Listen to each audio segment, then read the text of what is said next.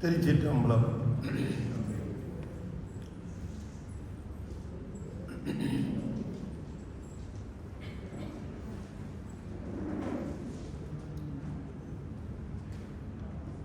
ஆடும் பரிவேல் அணி சேவல் என பாடும் பணியே பணியாய் அருள்வாய்.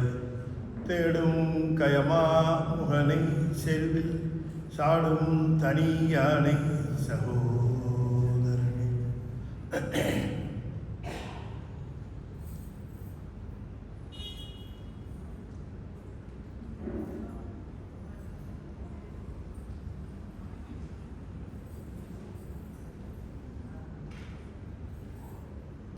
திருச்சிற்றம்பலம்.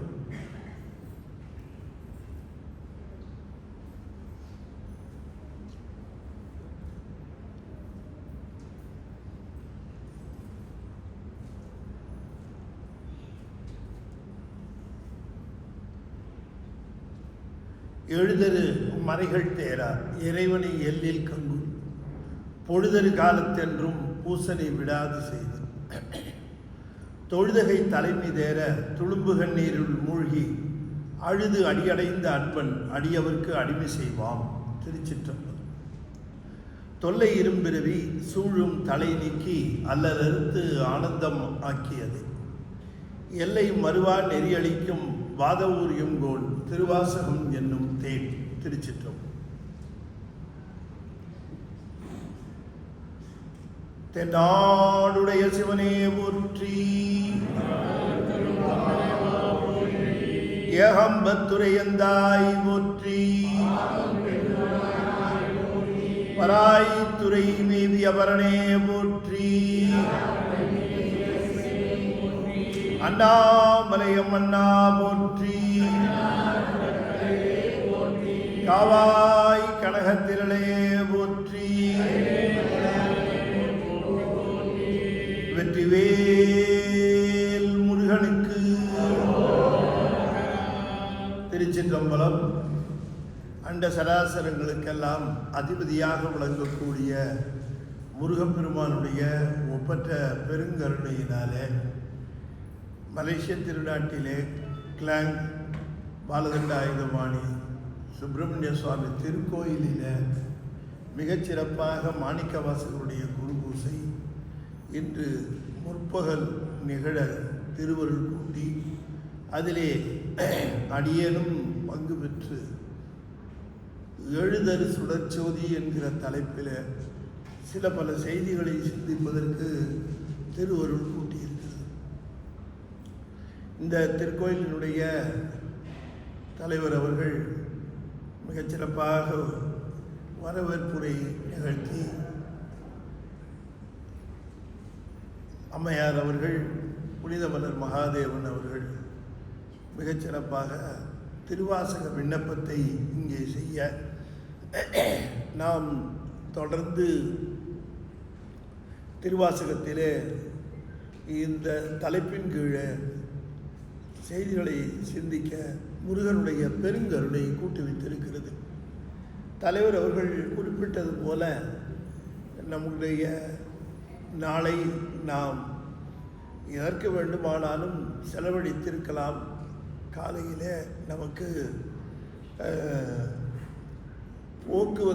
பொழுது போக்குவதற்கென்றே பல நிகழ்வுகள் இருந்தாலும் அவற்றையெல்லாம் தாண்டி நல்ல சத் விஷயங்களை கேட்க வேண்டும், நல்ல உயர்ந்த விஷயங்களை கேட்டு பயன்பெற வேண்டும் என்கிற அந்த பெரும் நோக்கத்தோடு இங்கே குழுமி இருக்கக்கூடிய அத்தனை அடியார் பெருமக்களையும் நான் வணங்கி மகிழ்கின்றேன்.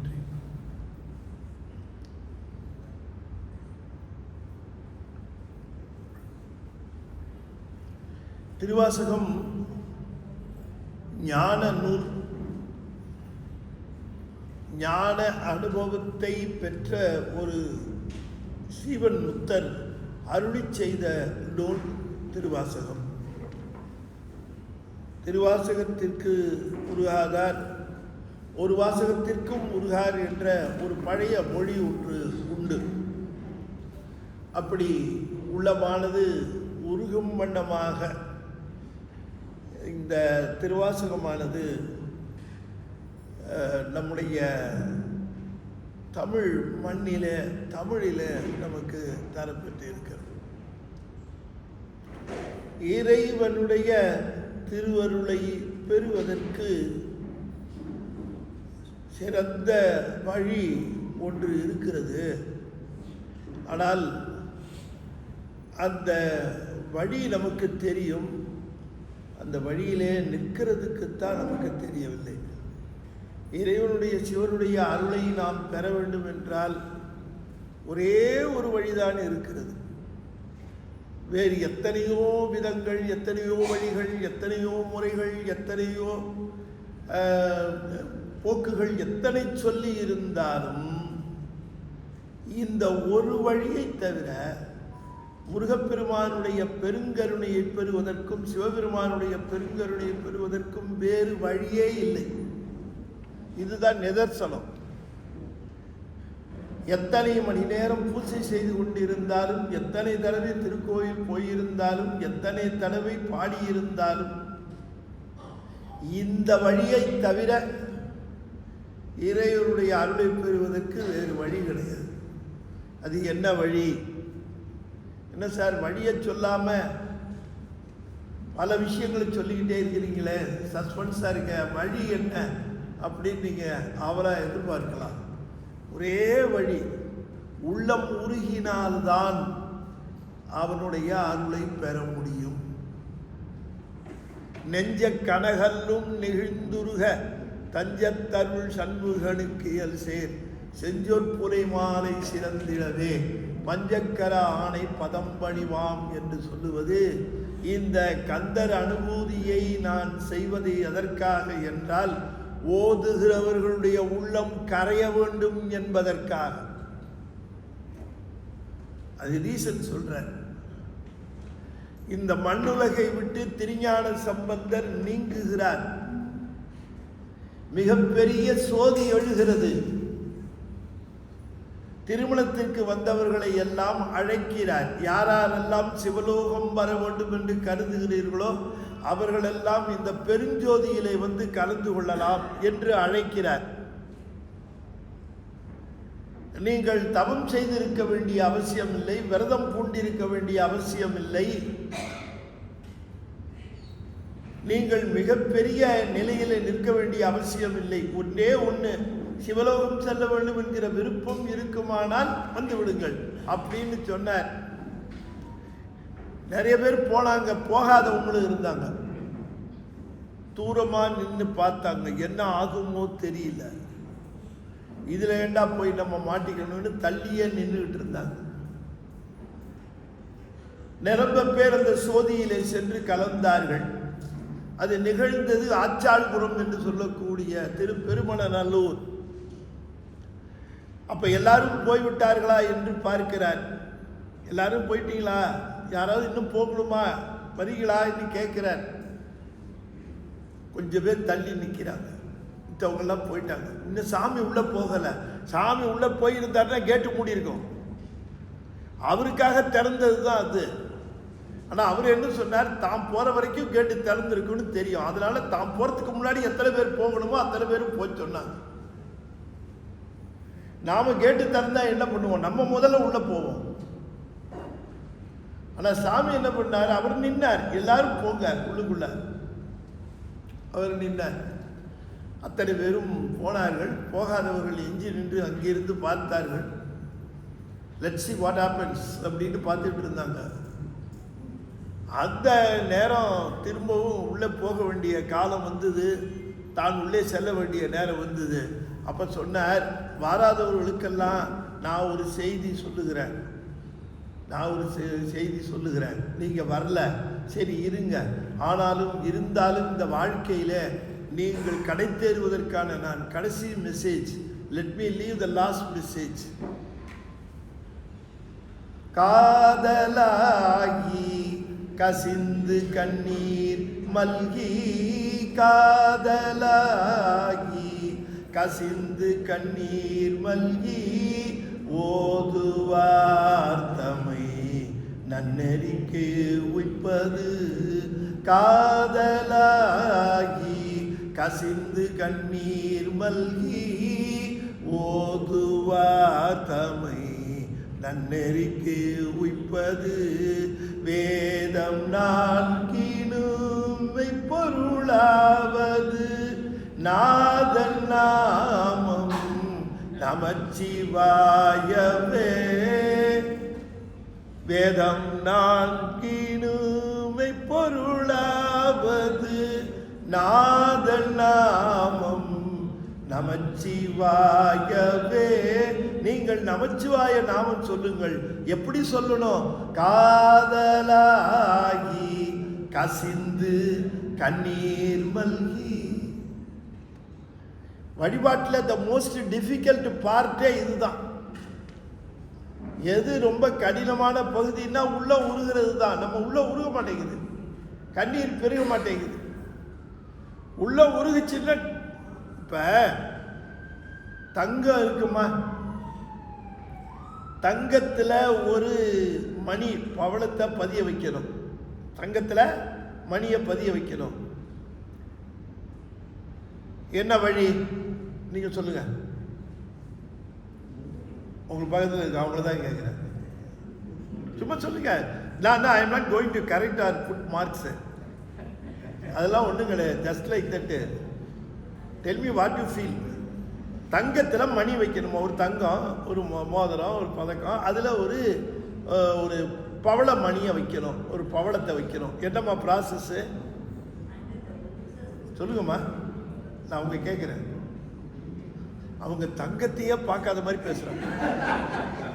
தங்கம்மா அது எப்படி இருக்கும் அப்படின்னு பார்க்குறாங்க. அம்மா நான் கேட்ட கேள்வி உங்களுக்கு புரியலையோ? Don't understand my question.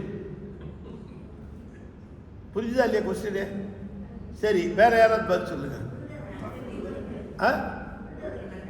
தங்கத்தை நான் நினைச்சேன் அதில் அரால்டைட் போட்டு அட்ரஸிவ் போட்டு ஒட்டிடுவாங்க. இல்லாட்டி என்ன பண்ணுவாங்க, அதை அந்த பவளத்தை அந்த தங்கத்து மேலே வச்சு ரப்பர் பேண்ட் போட்டுருவாங்க, இல்லை ஒரு பாலித்தீன் பேப்பர் போட்டு கட்டுவாங்க. Is the process? அப்படியா செய்வாங்க? இல்லை, தங்கம் உருகணும், உருகிற தங்கத்தில் வைப்பாங்க. சிவம் இங்கே உள்ள பதியணும், உள்ள உருகணும், அப்போ சிவம் உள்ள போய் பதியும். இல்லைன்னா பதியவே பதியாது. நம்மெல்லாம் ரப்பர் பேண்ட் போட்டு கட்டி வச்சிருக்கோம், கயிறு போட்டு கட்டி வச்சிருக்கிறோம். சிவத்தை எப்படி கட்டி வச்சிருக்கோம், முருகர் எப்படி கட்டி வச்சிருக்கோம், மனசில் கைத்தை போட்டு கட்டி வச்சிருக்கிறோம், ரப்பர் பேண்ட் போட்டு கட்டி வச்சிருக்கிறோம். சில பேர் கொஞ்சம் டேப்பு போட்டு போட்டு வச்சு ஒட்டி வச்சிருக்காங்க, சில பேர் கம்மு போட்டு ஒட்டி வச்சிருக்கிறாங்க. It not last long. ஆனால் அது உருகுச்சுன்னு வச்சுங்களேன், இது உட்காந்துரும். அப்போ உள்ளம் உருகுனால்தான் அந்த சாமி போய் உட்காருவார். அப்படி இந்த உள்ளத்தை உருக வைக்கிற ப்ராசஸ், இந்த உள்ளத்தை உருக வைக்கிற சாதனம் திருவாசகம். திருவாசகத்திற்கு உருகாதார் ஒரு வாசகத்திற்கும் உருகார் என்று சொல்லுவதற்கு காரணம், உள்ளம் உருகி அங்க நிற்கிற பொழுதுதான் ஈசனுடைய அனுபவம் நமக்கு கிட்டுகிறது. இப்ப நம்ம திருவாசகத்தை பற்றி சில செய்திகளை நான் உங்களுக்கு சொல்லணும்னு விரும்புகிறேன். திருவாசகம் இப்போ நம்ம கையில் இருக்கிற புத்தகம் இருக்கிறது, திருவாசக புத்தகம். அந்த திருவாசக புத்தகத்தில் இருக்கிற ஆர்டரில் அவர் பாடலை. அதில் முதல்ல இருக்கிற பதிகம், ரெண்டாவது இருக்க பதிகம், மூணாவது இருக்க பதிகம்னு அந்த ஆர்டரில் மணிவாசக பெருமான் பாடவில்லை. இது எல்லோரும் ஒப்ப முடிந்த முடிவு. இதை நாம் திருவாசகம் கையில் வச்சிருக்கிறோம், திருவாசகத்தை அதை தொகுத்து வச்சிருக்கிறோம். அது மணிவாசகர் பாடியது 100% ட்ரூத்து, பெருமான் பாடியது தான். ஆனால் அது இந்த வரிசையில் தான் பாடியிருக்காரா அப்படின்னு கேட்டால் no, not at all possible. ஏன்? முதல்ல சிவபுராணம், அடுத்தது கீர்த்தி திருவகர், அடுத்தது திரு அண்ட பகுதி, அடுத்தது போற்றி திருவகர். இது 95 வரி, இது 125, 145 வரி, இது 185 வரி, இது 224 வரி. வரி மேலே ஏறிட்டே போகுது. அடுத்தது திருச்சதகம் 100 பாட்டு, நீத்தல் விண்ணப்பம் 50 பாட்டு, திருவம்பாவை 20 பாட்டு, திரு அம்மான 20 பாட்டு. நீங்க பாத்தீங்கன்னு சொன்னா எண்ணிக்கையின் அடிப்படையில் இது தொகுக்கப்பட்டு இருக்கிறது. அப்படிதான் சார்ட் அவுட் பண்ணியிருக்கிறாங்க. திடீர்னு திருப்பெருந்துள்ள இருப்பார், திடீர்னு தில்லை வரும், திடீர்னு உத்தரகோசம் அங்க வரும், திடீர்னு திரும்ப தில்லை வரும், திடீர்னு திருப்பெருந்துறை வரும். இப்படியா பாடியிருப்பார்? இல்ல. அப்ப திருவாசகம் எப்படி பாடியிருப்பார்? அவருடைய வரலாறு எப்படி இருக்குதோ அந்த வரிசையில தான் அந்த பதிகமும் இருந்திருக்கணும். முதல்ல ஒரு பதிகம் பாடியிருப்பார், அடுத்தது பதிகம் பாடியிருப்பார், அடுத்தது ஒரு பதிகம் இருப்பார், என்ன ஆர்டர்ல பாடியிருப்பார். அப்ப அவருடைய வரலாறு தெரிஞ்சாத்தானே, அந்த வரலாறின் படிதானே இந்த பதிகங்களை அடுக்கி இருக்க முடியும். ஆனா நமக்கு அந்த வரலாறு சரியா தெரியல. நமக்கு வரலாறு சொல்லுகிற 3 வரலாறுகளும் ஒன்றுக்கொன்று கான்ட்ராடிக்டா இருக்கு. அப்ப எப்படி இந்த திருவாசகத்தை எப்படி நாம பார்க்கலாம்? இப்ப நம்ம கையில் இருக்கக்கூடிய திருவாசகம் மணிவாசகர் பாடிய வரிசையில் இல்லை என்பது எல்லோரும் ஒப்ப முடிந்த முடிவு. ஆனா எந்த வரிசையில பாடியிருப்பார்னு எப்படி சார்ட் அவுட் பண்றது? இப்ப திருஞான சம்பந்தருக்கு பன்முறையில தேவாரம் இருக்கிறது, தலைமுறையில தேவாரம் இருக்கிறது, அதே மாதிரி வரலாற்று முறையிலேயும் இருக்கு. தேவாரம் முழுக்க வரலாற்று முறையில் இருக்கு. திருநாவுக்கரசு சுவாமிகளுக்கு பன்முறை தலைமுறையை தவிர்த்து வரலாற்று முறையில் திருநாவுக்கரசருக்கு தேவாரம் இருக்கு. சுந்தரமூர்த்தி சுவாமிகளுக்கு வரலாற்று முறையில் இருக்கு. இப்ப இந்த வரலாற்று முறையில் அவங்க எதை முதல்ல பாடினாங்க, எதை 2வது பாடினாங்க, எதை 3வது பாடினாங்க, எதை நிறைவாக பாடினார்கள் என்கிற அந்த வரிசையில அதை சிறப்பாக அமைக்க முடிஞ்சது. காரணம், பெரிய புராணம் இருந்தது. அப்படி ஒரு புராணம் மணிவாசகருக்கு இல்லை. மணிவாசகருக்கு பெரும்பற்ற புலியூர் நம்பி செய்த மிக பழைய திருவிளையாடல் புராணம் இருக்கிறது. பரஞ்சோதியார் செய்த 17ஆம் நூற்றாண்டை சேர்ந்த ஒரு திருவிளையாடல் புராணம் இருக்கிறது. அதுக்கப்புறம் வாதவூரடிகள் அருளி செய்த, கடவுள் மாமுனிவர் அருளி செய்த வாதவூரடிகள் புராணம் இருக்கு. இந்த 3 புராணத்தின் அடிப்படையில் சமீபத்தில் திருப்பெருந்துறை புராணம் என்று மகாவித்வான் மீனாட்சி சுந்தரம் பிள்ளையும் செய்திருக்கிறார். இப்படி பல புராணங்கள் இருந்தாலும் மணிவாசகருடைய வரலாறு நமக்கு சிறப்பாக கிடைக்கவில்லை, சரியா தெரியல. ஏன் கிடைக்கலன்னா நம்ம சாபத்தியம், நம்ம ஸ்கில்லு, நம்ம பெருமை, நம்ம தவம், நம்ம காப்பாற்றிக்கணுங்கிற நம்மளுடைய இன்குசிட்னஸ், we lack all these things. அப்ப இந்த வரலாறு சரியா இல்லாம அவரவர்களுக்கு ஒரு வரலாறை செய்தபடியினால இது ஒண்ணுக்கொண்டு இவர் சொல்லுகிற வரலாறு அவர் கான்ட்ராடிக்ட் பண்றாரு, அவர் சொல்ற வரலாறு இவர் கான்ட்ராடிக்ட் பண்றாரு. அருள் செய்த பெருமான் மாசக்கணக்கா இருக்கிறாருன்னு சொல்றாரு. சிவபெருமான் மாசக்கணக்கா இந்த பூமியில் இருப்பாரா? பல திருவிழா புராணத்தில் சொல்றாங்க, எப்படி மாசக்கணக்கா இருப்பாரு? அப்ப இந்த மாதிரியான செய்திகள் எல்லாம் சொல்லுகிற இந்த நிலையில இந்த திருவாசகத்தை வரலாற்று முறையில தொகுக்க முடியல. வரலாற்று முறையில் தொகுக்கிற பொழுது இன்னொரு முக்கியமான விஷயம், மணிவாசகருடைய மூடு கண்டினியூட்டி. அந்த மூடு கண்டினியூட்டி என்பது ஒன்று ரொம்ப முக்கியம். அவர் முதல்ல பாடுகிறபோது என்ன மூடு, அடுத்தது என்ன மூடு, அதுக்கப்புறம் அவருடைய மனநிலை என்ன. ஏன் திருப்பெருந்துறையில ஆண்டு கொண்ட பெருமான் அவரை தில்லைக்கு வர சொல்லணும்? அங்கேயே ஆண்டு கொள்ள வேண்டியது தானே, எதுக்கு தில்லைக்கு வர சொல்லணும்? இதெல்லாம் விட மிகப்பெரிய ஒரு சிக்கல் என்ன என்று கேட்டால், மணிவாசகர் கோயில் கட்டினார் அப்படிங்கிற ஒரு பெரிய சிக்கல். கொஞ்சம் கூட அதுக்கு ஒரு சப்ஸ்டான்ஷியேட் பண்றதுக்கு ஒரு மெட்டீரியலுமே இல்லை. ஏன் இப்படி மணிவாசகர் மேல ஆண்டாண்டு காலமாக ஒரு பழியை சுமத்தி? நான் என்னுடைய நண்பர் ஒருத்தர் காசிக்கு போனார், சிவாச்சாரியார்கள் திருக்கூட்டமா போச்சு. இந்த சிவாச்சாரியார்கள் திருக்கூட்டம் ட்ரெயினில் ஒரு போகியை பேசிக்கிட்டு அவங்க எல்லாரும் போகிறார்கள், காசிக்கு போகிறாங்க ஒரு மாநாட்டுக்கு. இந்த சிவாச்சாரியார்கள் பேசிக்கொள்ளுகிறார்கள். என்னுடைய அன்பரும் அங்கே இருக்கிறார். இந்த சிவாச்சாரியர்கள் பேசுகிறவர் சொல்லுகிறார், ஒருத்தர் மணிவாசகரை பற்றி பேச்சு வந்தது. அப்போ ஒரு சிவாச்சாரியர் சொன்னா, அவர் தானே அரசாங்க பணத்தை திருடி கோயில் கட்டினாரு. He passed with his comment. But is it true? ஆனா உண்மையிலேயே பார்க்க போனா இதை ஆராய்ச்சி செய்யாம ஆண்டாண்டு காலமா அவர் மேல இந்த பழியை நாம சுமர்த்தி கொண்டேதான் இருக்கிறோம். சரி, இப்ப நான் எனக்கு ஒன்று தோணுச்சு. என்னன்னு கேட்டா, ஏன் திருவாசகத்தை ரீஷெட்யூல் பண்ணக்கூடாது?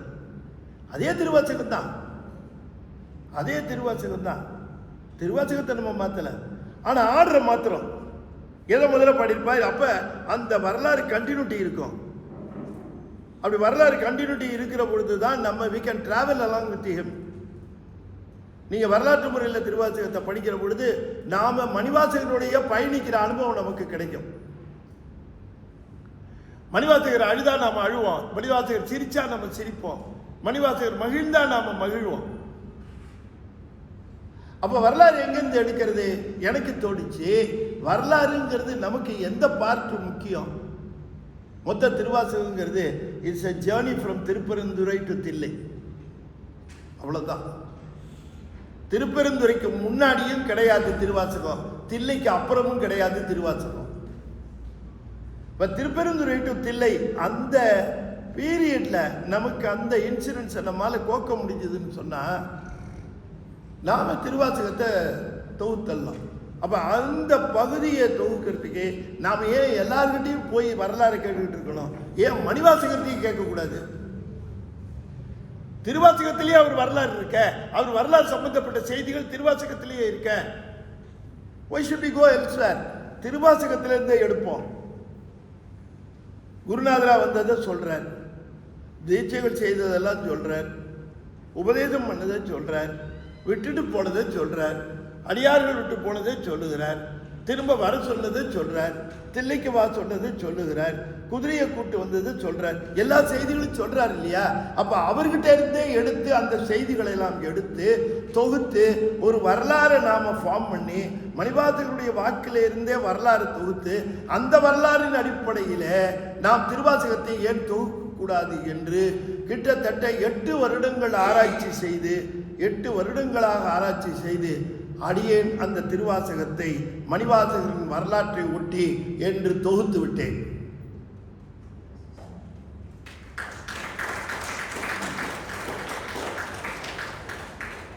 இரண்டு வருடங்களாக தமிழகத்திலே மிகப்பெரிய புரட்சியை மௌனமாக செய்து கொண்டிருக்கிறது, மௌனமாக செய்து கொண்டிருக்கிறது. கிட்டத்தட்ட 1500 + 1000 பிரதிகள் அடித்தோம். மணிவாசகரின் வரலாற்றை ஒட்டி அடித்தேன். 1500 + 1000 பட்டுன்னு தீர்ந்துருச்சு. சைவ உலகில் புஸ்தகம் அடித்து என்னைக்காவது விற்று கேள்விப்பட்டிருக்கீங்களா? அது அடிக்கிறவனுக்கு தான் தெரியும், அதை விற்கிறதுக்குள்ள அவன் பண்ற பாடு. ஆனால் திருவாசகரினுடைய மணிவாசகருடைய வரலாற்றை ஒட்டி புத்தகம் 1500 ஒரே 6 மாசத்துல வித்து தீர்ந்தது. அடுத்தது ஒரு 1000 புத்தகம் அடிச்சோம், அதுவும் வித்து தீர்ந்தது. இன்னைக்கு பாப்புலர் டிமாண்டு வரலாற்றை ஒட்டி. அது மட்டுமல்ல, இன்னைக்கும் சென்னையில் பல இடங்கள் பல ஊர்களில் நம்முடைய திருவாசகத்தை பழைய முறையில் ஓதுவதை விட்டு வரலாற்று முறையிலே ஓத ஆரம்பித்து அவர்களெல்லாம் அந்த அனுபவத்தை உணர்ந்து பகிர்ந்து கொள்ளுகிறார்கள். நாங்கள் இப்பொழுது மணிவாசகரோடையே பயணம் செய்வது போல இருக்கிறது என்று சொல்லுகிறார்கள். இதிலே மணிவாசகருடைய வரலாற்றை ஒட்டி சொல்லப்படுகிற செய்திகள் எல்லாம் நாம் வேற எங்கிருந்தும் எடுக்கல, எல்லா திருவாசகத்திலிருந்து தான் எடுக்குது. 2 வருஷம் செய்தி ஆட்சி இந்த புத்தகத்தை வெளியிட்டு ஒரு சின்ன அப்ஜெக்ஷன் கூட வரல. எல்லா இடங்கள்ல மடங்கள்ல இருந்து ஆதரவு வந்தது, மிக சிறப்பாக இருக்கு. ஏன் அதை யார் எல்லோரும் ஆதரவு தெரிவித்தார்கள், ஏன் ஆதரவு எதிர்ப்பு தெரிவிக்கவில்லை என்றால், நான் எல்லா செய்திகளையும் திருவாசகத்திலிருந்தே எடுத்து விட்டேன். இப்போ எதுக்கிறதுனா என்ன எதுக்க முடியாது, திருவாசகத்தை தான் எதிர்த்தாகும். எல்லா ப்ரூஃபையும் எடுத்துட்டேன். இப்போ மணிவாசக பெருமான் திருவாசகத்தை பாடுவதற்கு முன்பு பெருமானை பார்த்த காட்சியை எழுதுகிறார். இப்போ மணிவாசகர் நீங்கள் நல்லா யோசனை பண்ணி பார்க்க வேண்டும். வாதவூரர் என்கிறவர் அரசாங்க உத்தியோகத்தில் இருந்தார். நான் அதை பற்றி பேசுகிறதுக்கு இங்கே நான் வரல. அது அந்த வரலாற்றை ஒட்டி இருக்கிற சமூகத்தை சொல்லுவதற்கு கிட்டத்தட்ட 16 மணி நேரம் தேவை. அப்படி தான் செய்திருக்கிறேன். 8 மணி நேரம் 2 நாட்கள் பல நிகழ்வு யூடியூப்பில் இருக்குது, நீங்கள் எடுத்து பார்க்கலாம். பல ஊர்களில் செய்திருக்கிறேன். 8 மணி நேரம் 16 மணி நேரமாக மணிவாசகரின் வரலாற்றை ஒட்டி அப்படின்னு செய்திருக்கிறேன். நீங்கள் பார்க்கலாம், யூடியூப்பில் இருக்குது. சிவகுமார் ஐயா போட்டாலும் பக்தி டிவின்னு போட்டாலும் அது வரும், அதில் இருக்கிறது. இப்போ போகிறார்.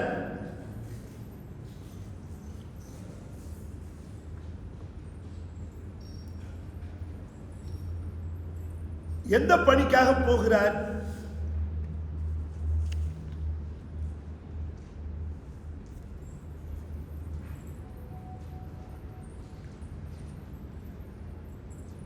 இன்னைக்கு தலைப்பு எழுதுறது சுடச்சோதி தானே? எழுதுறது சுடச்சோதி.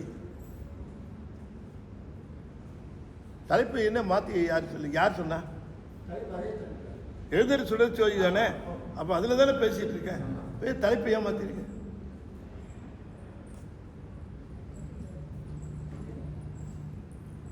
இல்லையே, எங்க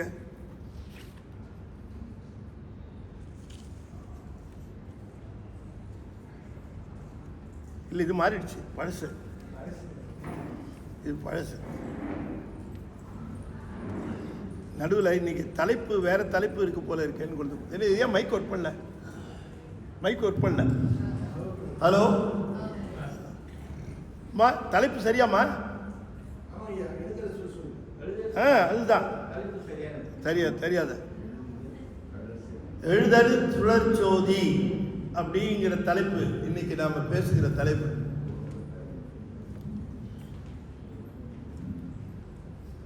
ஆகையினாலே இப்ப மணிவாசகர் அரசாங்க பணியில இருக்கிறார். நான் சுருக்கமாக தான் சொல்லுகிறேன் சில விஷயங்களை. அவர் குதிரை வாங்கிறதுக்காக அரசு அலுவல் காரணமாக போகிறார். அப்படி போகிறாருங்கிறது நமக்கு திருவாசக பாண்டியன் தனக்கு பரிமா வெற்றுலாம் வருது. அதனால வேற எங்கேயும் நம்ம ஆதாரம் தேட வேண்டாம். அவரே சொல்றார், வாங்க போகிறார். அப்படி போகிறார், குதிரை வாங்க போகிறார். குதிரை வாங்கிறதுக்கு பணம் எடுத்துட்டு போகணுமா இல்லையா? நிறைய காசு எடுத்துட்டு போறார்.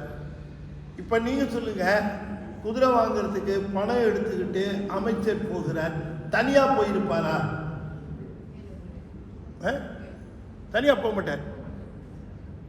அவருக்கு கூட அதிகாரிகள், அலுவலர்கள், அந்த பணத்தை எடுத்து செல்லுகிற வீரர்கள், பாதுகாவலர்கள், இந்த புடைசூழல் தானே போயிருப்பார். அப்படித்தானே போயிருப்பார். தனியா போயிருக்கிற மாதிரி நம்ம இமேஜின் பண்ண முடியாது. அவ்வளோ பெரிய நடுக்காட்டில் போகிறவர், அவ்வளோ பெரிய பணத்தை எடுத்துக்கிட்டு போகிறவர் தனியா போக முடியுமா? கல்வர் பயம் இருக்கும் வழியில் இல்லையா? ஆகையினால நிச்சயமா அவரு கூட எங்க ஊர்ல எல்லாம் பேங்குக்கு பக்கத்திலேயே ஏடிஎம் இருக்கும். அந்த ஏடிஎம்ல பணத்தை லோட் பண்றதுக்கு இங்கேருந்து பேங்க் அஃபிஷியலு போவாரா இல்லையா? அவர் போகும்போது கூட யார் போவா? செக்யூரிட்டி போவார். கையில் என்ன இருக்கும்? துப்பாக்கியோட போவார். அதுல குண்டு இருக்கா இல்லையான்னு எனக்கு தெரியாது. ஆனால் அது எடுத்துக்கிட்டு போவார், கூடவே போவார். அங்கே போய் இங்கே பக்கத்தில் இருக்க பில்டிங்கே ஒரு செக்யூரிட்டி கார்டு அவருக்கு போகும்போது மணிவாசகருக்கு எத்தனை பேர் கூட போயிருப்பாங்க? அத்தனை பேரும் கூட போகிறார்கள். அப்படி செல்லுகிறார். ஏதோ ஒரு இடம், ரிமோட்டான இடம். இந்த பக்கமும் ஒரே காடு, இந்த பக்கமும் காடு, ஒரு ஒத்தையடி பாதை மாதிரி போகிறார். ஏதோ ஒரு இடத்துல அவருக்கு ஏதோ ஒரு ஈர்ப்பு, ஒரு அட்ராக்ஷன், ஏதோ கூப்பிடுற மாதிரி. அறைகூவி என்னை ஆட்கொண்டருளும்னு திருஅம்மானியில் சொல்லுகிறார். இவருக்கு மட்டும் கேட்கிறது அறைகூவுறது. இவர் உடனே என்ன பண்றாரு? எல்லாரையும் நிறுத்துகிறார். என்னவோ கூப்பிடுற மாதிரி இருக்க அப்படின்னு அத்தனை பேரையும் நிறுத்தி விட்டு அந்த ஃபாரஸ்டுக்குள்ள போகிறார். உள்ள எத்தனை தூரம் போனார்னு தெரியல. போய்கொண்டே இருக்கிறார். சற்று தூரம் போனதற்கு பிறகு ஒரு திறந்த வெளி வருகிறது. அங்கே நோ ஸ்ட்ரக்சர், கட்டடம் இல்லை, கோயில் இல்லை, மணிவாசகர் சொல்லுகிறார், திரவிலே நான் கண்ட காட்சிங்கிறார். திரவிலேனா ஓப்பன் ஸ்பேஸ்ன்னு அர்த்தம் சொல்லுகிறார். அங்க பார்க்கிறாரு, குருந்த மரத்த அடியில பெருமான் உட்கார்ந்து இருக்கிறார். அந்த இடத்துல பக்கத்துல குருந்த மரங்கள்.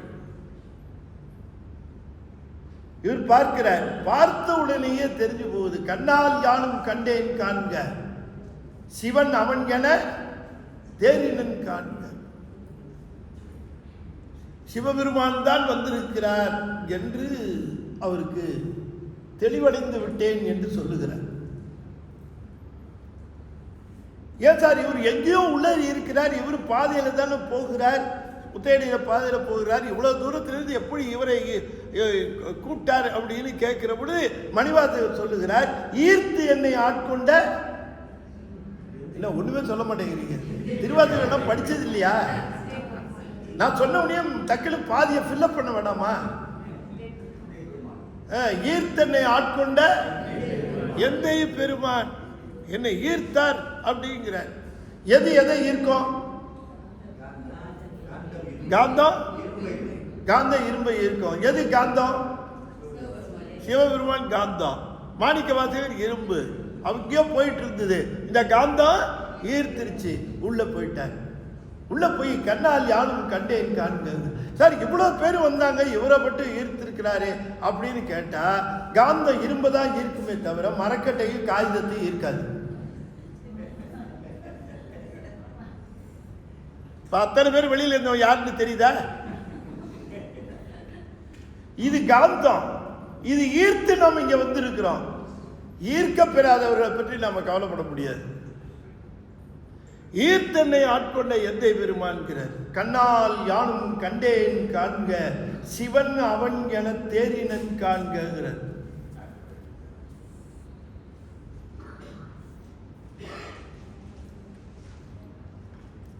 இப்போ நான் கேட்குற ஒரு கொஸ்டின், சாமி திருவாசகத்தில் தான் சொல்கிறார், நான் அவுட் ஆஃப் சிலபஸே போக மாட்டேன். திருவாசகத்திலேயே சொல்கிறார், சிவன் அவன் என தேரினன் காண்க அப்படின்னு சொன்னார். நான் அவர் சிவபெருமான் என்று தெளிந்தேன். எப்படி sir தெளிந்தார்? How can you say? என்று எப்படி தெரிஞ்சு? அவர் பிறை சூடி இருந்தார், கங்கை இருந்தது, எலும்பு மாலை அணிந்திருந்தார், கையில உடுக்க வைத்திருந்தார், இந்த பக்கம் நெருப்பு வைத்திருந்தார். இந்த மாதிரி அடையாளம் ஏதாவது இருந்ததா? இந்த மாதிரி ஏதாவது வந்திருந்தாரா? இல்லை. ஆனா சிவன் அவன் வந்தது எப்படி வந்தார்? மறைவையில் அந்தான நாய் வந்தனை ஆண்டு கொண்ட வெந்நீர் சன்னித்த திருவேணியான், அப்படிதானே வந்தார். மாறு நிலையில தானுங்க வந்தார். சிவபெருமானாவே வந்திருந்தா சரி, அவர் சிவன் என தேறினேன் காலுங்க. ஆனா இவர் மாறி வந்திருக்கிறார். இவரை நான் சிவபெருமான் என தேறினேன் என்று சொல்லுகிறார். எப்படி?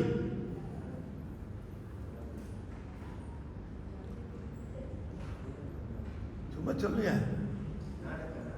ஞானக்கண், அப்புறம் அவன் அருளாலே அவன் தாழ் வணங்கி,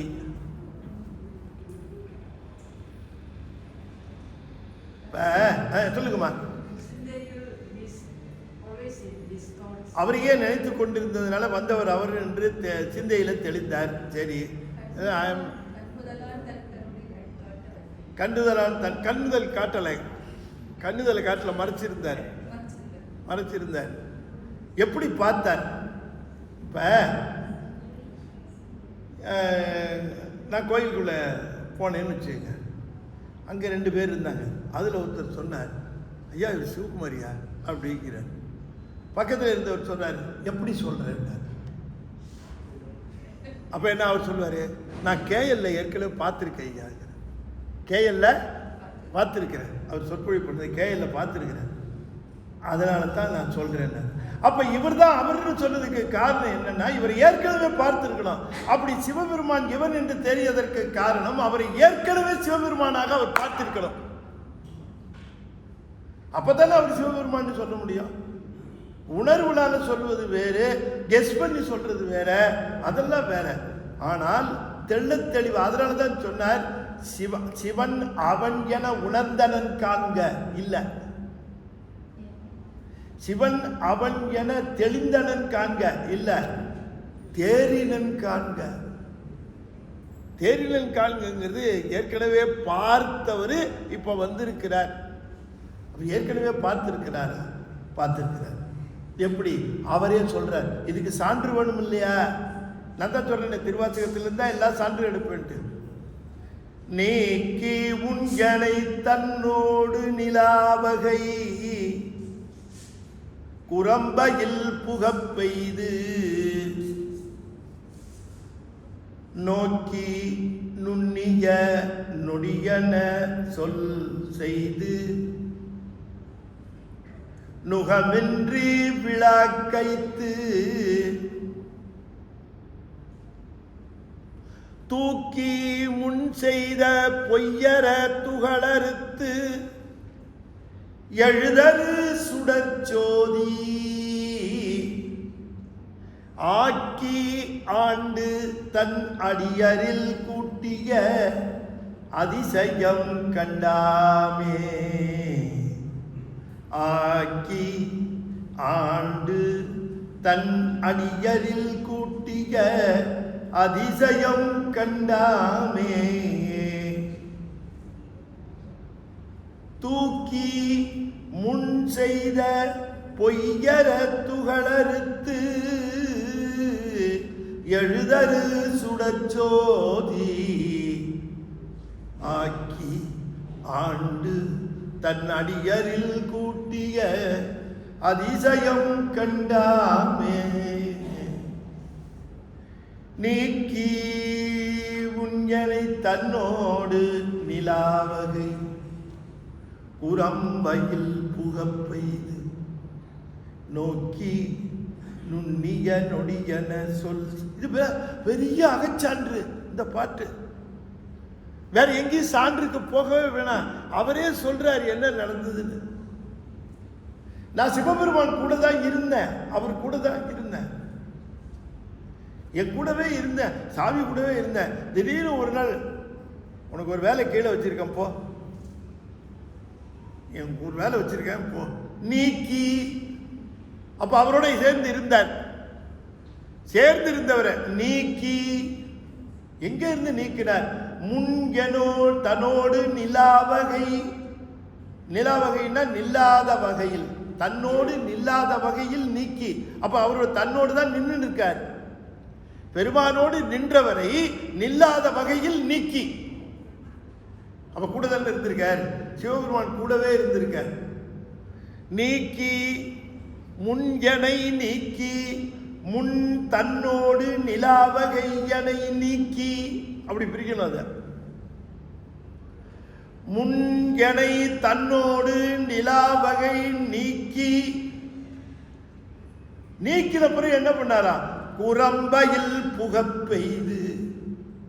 ஒரு உடம்புக்குள்ள தள்ளுனாராம்.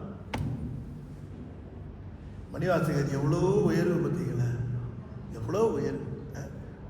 எனக்கு உடம்பு கொடுத்தது சாமின்னாரு, நமக்கு உடம்பு கொடுத்தது பிரம்மாவும் யமனும். நம்ம அவங்ககிட்ட, அவன் கஸ்டடியில் தான் இருக்கிறோம். நம்ம ஸ்டில் இந்த கஸ்டடி, நம்ம ஃபைல் இன்னும் அவர்கிட்ட தான் இருக்குது. யமன்கிட்டையும் பிரம்மா கிட்டையும் தான் இருக்குது நம்ம ஃபைலு. கூடிய சீக்கிரம் ஃபைலை வாங்கி மாற்றி சிவபெருமான்கிட்ட கொடுத்துடணும், முருகன்கிட்ட கொடுத்துடணும். ஃபைல் இவங்களே வச்சுக்கிட்டு இருந்தாங்கன்னு வச்சுக்கோங்க, திரும்ப திரும்ப இங்கே படையெடுத்துக்கிட்டே இருக்கணும் இந்த பூமிக்கு. இவர் சொல்றார், எனக்கு உடம்பு பிரம்மன் கொடுக்கல, யமன் கொடுக்கல, எனக்கு உடம்பு கொடுத்தது சிவபெருமான் கொடுத்தார். குரம்பையில் புகப்பெய்து. குரம்பைனா உடம்புன்னு அர்த்தம், குடம்பைனா கூடு அப்படின்னு அர்த்தம். குரம்பைனா கூடு, உடம்பு. உடம்புக்குள் புகப்பெய்து. குரம்பையுள் புகப்பெய்து நோக்கி. எவ்வளவு பாருங்க அந்த வரலாறை, என்ன அழகா அந்த ஒரு பாட்டில் சொல்லுகிறேன். இந்த ஒரு பாட்டில் என்ன நடந்ததுங்கிறத சொல்லுகிறேன். குரம்பையில் புகப்பெய்து. அடுத்த வார்த்தை என்ன? நோக்கி. சில படங்கள் பார்த்தீங்கன்னா இந்த பையனா காட்டுவார், ஹீரோவை சின்ன பையனா காட்டுவாங்க. அந்த பாட்டி என்ன சொல்லும், அந்த பையனை பார்த்து, டேய் கடைக்கு போய் பொருளை வாங்கிட்டு வாடா போடா அப்படிங்கும். உடனே இந்த பையன் வெளியில் பாஞ்சு ஒரு சைக்கிளை எடுத்துக்கிட்டு அப்படி தாவி போவான். டைரக்டர் அவனை காட்டி அப்படியே சைக்கிள் வீலை காட்டுவார். அப்படி காட்டிக்கிட்டே இருக்கும்போது சைக்கிள் வீல் என்னாகும், கார் வீல் ஆகிடும். இந்த சாமான் வாங்க போன ஹீரோ பெரிய ஆளாகி வருவார் இல்லையா? ஏன் அப்படி டைரக்டர் காட்டுறாரு? நடுவில் இருக்கிற சமாச்சாரம் நமக்கு தேவையில்லைன்னு அர்த்தம். அந்த வரலாறு நமக்கு, அந்த செய்திகள் நமக்கு தேவையில்லை. அதே போல மணிவாசகர் சொல்லுகிறார், சாமி குரம்பையில் புகப்பெய்துன்னாரு, திரு ஆலவாயில என்ன மனிதனா பிறக்க வச்சார்னாரு. அதோடு சரி, அதுக்கப்புறம் தன்னுடைய வாழ்க்கையில ஒன்றும் பெருசா சொல்லிக்கிறது இல்லை. அடுத்ததா சொல்ல வந்த செய்தி என்னன்னா, எனக்கு நயன தீட்சை பண்ணார்னார். அங்க வந்துட்டார். நோக்கி,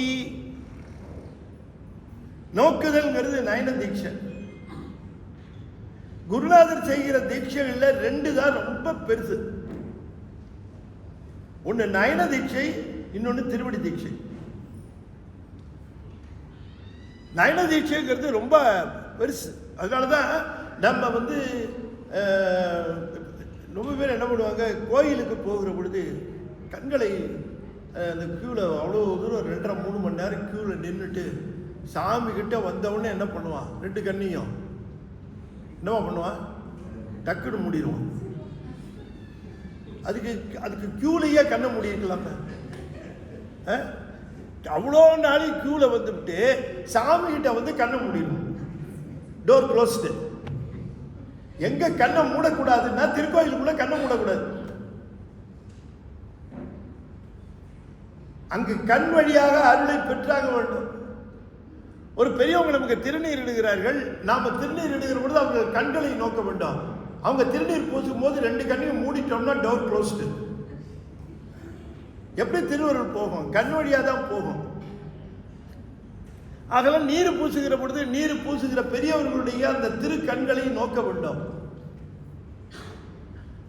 அதை தெளிவா சொல்லுகிறார். நோக்கி, இந்த நயன தீட்சை நுண்ணிக நொடியன சொல் செய்து, நுண்ணிய நொடியன சொல் செய்து உபதேசம் செய்த. அப்ப இந்த பெருமான் என்னை தன்னோடு நில்லா வகை குரம்பையில் புகப்பெய்து இந்த பூமிக்கு அனுப்பிச்சார். நான் இங்க வந்தேன், என்னை நோக்கி இந்த திருப்பெருந்துறை என்று சொல்லக்கூடிய இந்த இடத்துல என்னை நோக்கி நுண்ணிய நொடியன சொல் செய்து நுகமின்றி விழா கைத்து. நுகம் என்று சொன்னால் ஏர்னு அர்த்தம், விழா கைத்தல்னா உழுதல்னு அர்த்தம். ஏர் இல்லாம உழுதாருன்னார். பெருமான் என்னை அங்கே பண்படுத்தினார். என கிட்டத்தட்ட 35 வருடம் அவரை விட்டு பிரிஞ்சு இந்த மாண்பு உலகில் இல்லையா. என்னதான் இருந்தாலும் மாயையோட தொடர்பு வந்தால் கொஞ்சம் மயக்கம் இருக்கத்தான் செய்யும். மாயை தொடர்பு இருக்கும்போது மயக்கம் இருக்கத்தான் செய்யும். கூடவே நிற்கிறார் சுந்தரர். இந்த பூமிக்கு போன்னு சொல்லி மையன் மானுடமாய் மயங்கும்படி ஐயனே என்னை தடுத்து ஆண்டு கொண்டாருன்னு கேட்டுக்கிட்டு தான் வந்தார். கூடவே இருக்கிறவர் சொல்றார், நீ அடிமைங்கிறார். யார் நீன்னு கேட்கிறார். கேட்டாரா இல்லையா? அவர் சொல்லுகிறார், இந்த நாவல் ஆரூரன் என் அடிமை அப்படிங்கிறார்.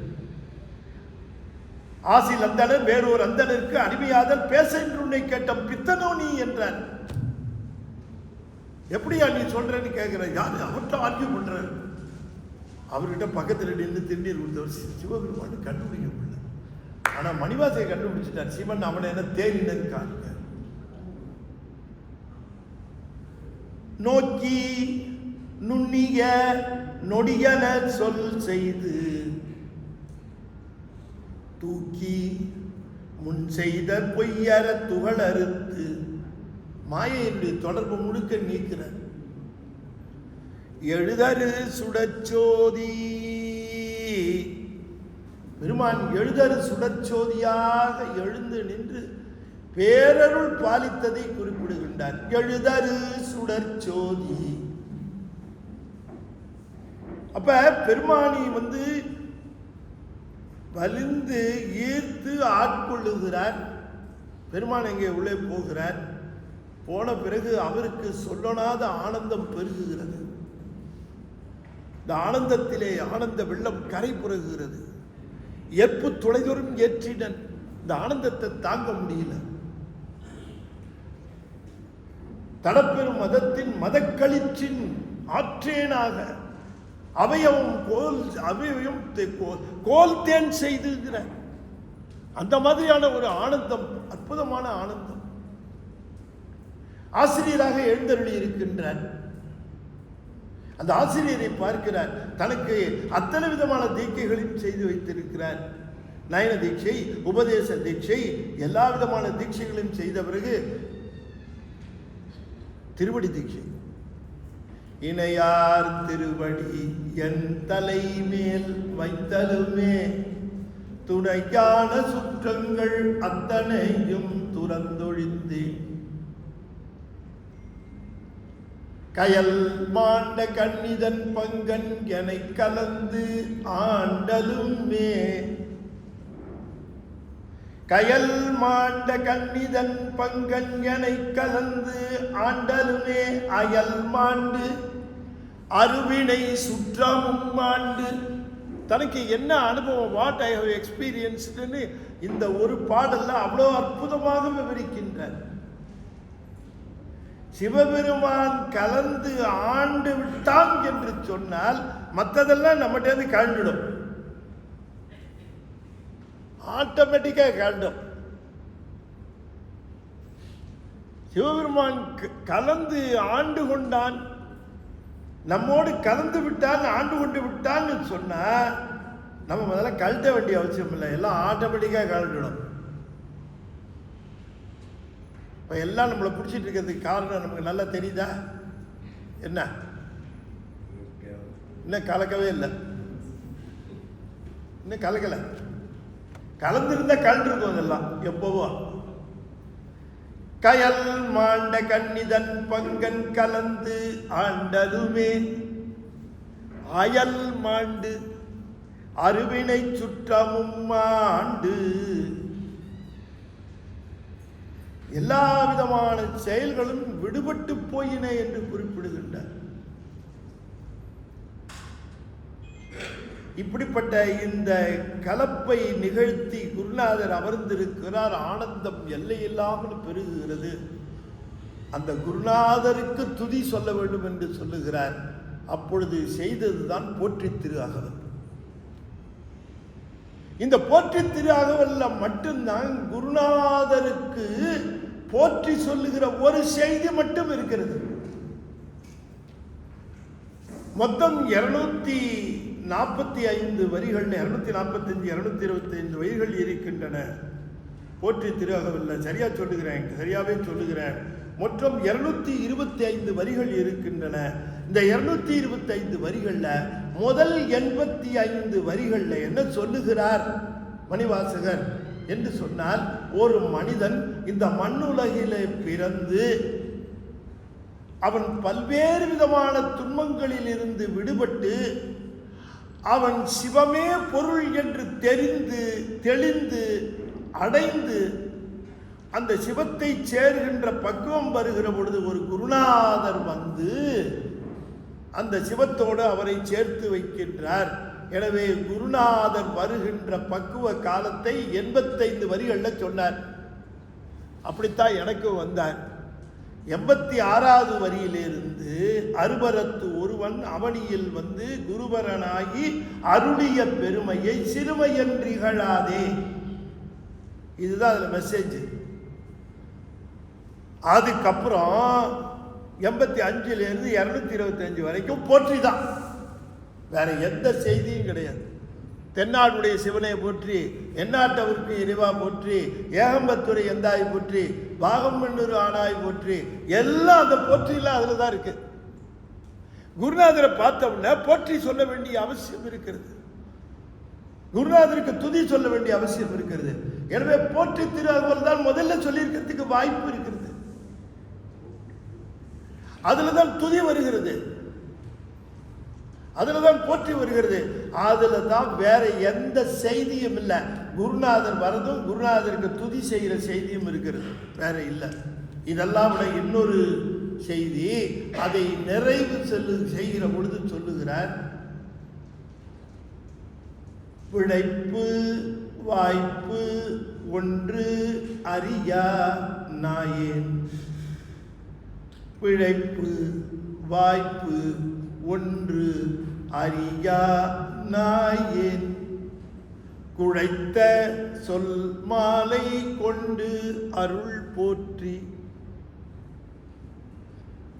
இந்த பதிகத்தை முடிக்கிற பொழுது, இந்த போற்றி திருஅகவலை முடிக்கிற பொழுது பெருமானுக்கு சொல்லுகிறார், பெருமானே இந்த பதிகத்தை நான் இந்த போற்றி திருஅகவலை இப்போ தான் முதல்ல பாடுறேன். இதுக்கு முன்னால் எனக்கு பாடி பழக்கம் இல்லை, நான் புலவன் இல்லை, முன்ன பாடி பழக்கம் கிடையாது. அதுக்கு முன்னால் அவர் அமைச்சர், அவர் எங்கே பாட்டு பாடினார், இப்போ தான் பாடுறேன். எனக்கு தெரிஞ்சதை பாடி இருக்கிறேன். இந்த நாய் இருக்கு பாருங்க, இந்த தலைவன் மேல அன்பு காட்டுகிற விதம் அது ஒரு யூனிக். இந்த நாய் அதுக்கு அன்பு காட்டதான் தெரியும். அது எஜமானோடு சேர்ந்து அது பழகி இருக்கும். தோட்டத்தில் விளையாடுவார் எஜமான், அதுவும் கூடவே விளையாடும். எஜமான் பந்தத்துக்கு போடுவார், இது பொறுக்கிக்கிட்டு வரும், இந்த தோட்டத்தில் விளையாடும், எஜமான் கூடவே இருக்கும். முக்கியமான விஷயம், எஜமான் சாப்பாடு வச்சாதான் சாப்பிடும், வேற யார் வச்சாலும் சாப்பிடாது. எஜமான் தட்டில், நான் என் மதுரைக்கு அடிக்கடி போவேன். அப்படி மதுரைக்கு போகிற பொழுது ஒரு அன்பர் வீட்டில் மகாலிங்கம்னு பேர், அவர் தன்னுடைய இல்லத்தில், அவர் திருப்பரங்குன்றம் கோயிலுக்கு வெளியிலேயே இருக்கிறார். அது இன்னொரு சிறப்பு என்னன்னு கேட்டால், திருப்பரங்குன்றம் கோயிலுக்கு வெளியில் அவர் வீடு இருக்கிறது வீட்டில், அவர் வீட்டில் தான் திருப்பரங்குன்றம் சிவாச்சாரியார் குடியிருக்கிறார். அதனால இவர் என்னொரு அழைப்பார், நான் போவேன், போயிட்டு தரிசனமும் பண்ணி வைப்பார். அப்படி அவர் வீட்டுக்கு கூட்டிகிட்டு போவார். காரை நிறுத்திட்டு உள்ள நுழைஞ்ச உடனே வாசலில் இந்த நாய் ஒன்று கட்டியிருப்பாங்க, ரொல் ரொல் ரொல் பயங்கரமாக குறைக்கும். மணி அப்படிம்பாரு, அப்படியே நிறுத்திடும் சத்தத்தை. சொல்லுவார், ரொம்ப பாசக்கார பையங்க, நான் சோறு வச்சாதான், நான் வச்சாதாங்க சாப்பிடுவான், ஆல்ரெடி சாப்பிட மாட்டான். நான் 2 நாள் ஊருக்கு போயிட்டேன்னா 2 நாள் பட்டினி, சாப்பிட மாட்டான். வீட்டில் இருக்கவங்களாம் சாப்பிடுவாங்கண்ணா, 2 நாள் ஒன்றும் சாப்பிட மாட்டான், வந்த பிறகு தான் சாப்பிட்றேன். அந்த மாதிரி இந்த நாய் இருக்கேன், இந்த எஜமான் மேலே அன்புடையது. அது உதாரணத்துக்காக சொன்னேன். இது அவர் 2 நாள் ஊருக்கு போயிட்டாருன்னு இந்த நாய் நம்மளும் இந்த தோட்டத்திலேயே நிற்க, யார் வச்சாலும் சாப்பிடாது. அது அவர் ஞாபகமாகவே இருக்கும். எஜமான் எதாவது பத்து தூக்கி போடுவார், இதுதானே அப்படின்னு அதை நினச்சி சுற்றி முகம் வாடி கிடக்கும். திடீர்னு கேட்டை திறந்து இந்த கார் உள்ள நுழையும். எஜமான் ஏர்போர்ட்லேருந்து வந்துட்டார், ஊருக்கு போனவர். இந்த நாய் என்ன பண்ணோம், என்னங்க பண்ணோம், துள்ளி குச்சி ஓடும், 4 கால் பாய்ச்சல் ஓடும். இவர் கார் கதவை திறந்து வெளியில் வந்த உடனே அது என்ன பண்ணும், அப்படியே தூக்கி 2 இப்போதான் தோட்டத்தில் மண்ணை நோண்டிக்கிட்டு காலை வச்சு பண்ணிட்டு இருந்தது. அது அப்படியே என்ன பண்ணும், இந்த 2 காலையும் தூக்கி, அவர் 30,000 ரூபாய்க்கு ரெமன் ஷூட்டிங் போட்டிருக்காரு. அதுக்கு தெரியுமா, ரெமன் ஷூட் போட்டிருக்காரு, நம்ம காலை எடுத்து மேலே வைக்கக்கூடாது தெரியுமா? அதுக்கு அதெல்லாம் தெரியாது, அன்பை காட்ட தான் தெரியும். காலை 2 மேலே எடுத்து வச்சு தன்னுடைய நாக்கால மூஞ்ச ஃபுல்லாக நக்கும். அதுக்கு அன்பு காட்டதான் தெரியும், செய்யறது தப்பா ரைட்டான அதுக்கு தெரியாது. அது போல மணிவாசகர் சொல்லுகிறார், நல்லது கெட்டது தெரியாத நாய் சாமி நானு. பிழைப்பு வாய்ப்பு, பிழைப்புன்னா கெட்டது, வாய்ப்புன்னா நல்லது, நல்லது கெட்டது தெரியாத நாய். நான் இந்த பாடலை செய்திருக்கிறேன், இந்த பாடலை என்ன எப்படி செய்திருக்கிறேன்னு எனக்கு தெரியல, தயவு செய்து இந்த பாடலை தாங்கள் ஏற்றுக்கொள்ள வேண்டும் என்று அதில் குறிப்பிடுகிறார். போற்றி திரு அகவல் மட்டும்தான் மணிவாசகர் சிவபெருமானிடம் இதை ஏற்றுக்கொள்ளுங்கள்னு சொல்லுகிற அந்த செய்தி வருகிறது. அப்ப முன்னால இருக்கிறாரு தானே அர்த்தம், வேற எந்த பதிகத்திலையும் அப்படி வரல. சிவபுராணத்தில் என்ன சொல்லுகிறார், நள்ளிருளில் நட்டம் பயின்றாடு நாதனே, தில்லையூர் கூத்தனே, தென்பாண்டி நாட்டானே, அல்லல் பிறவி சொல்லற்கரியானை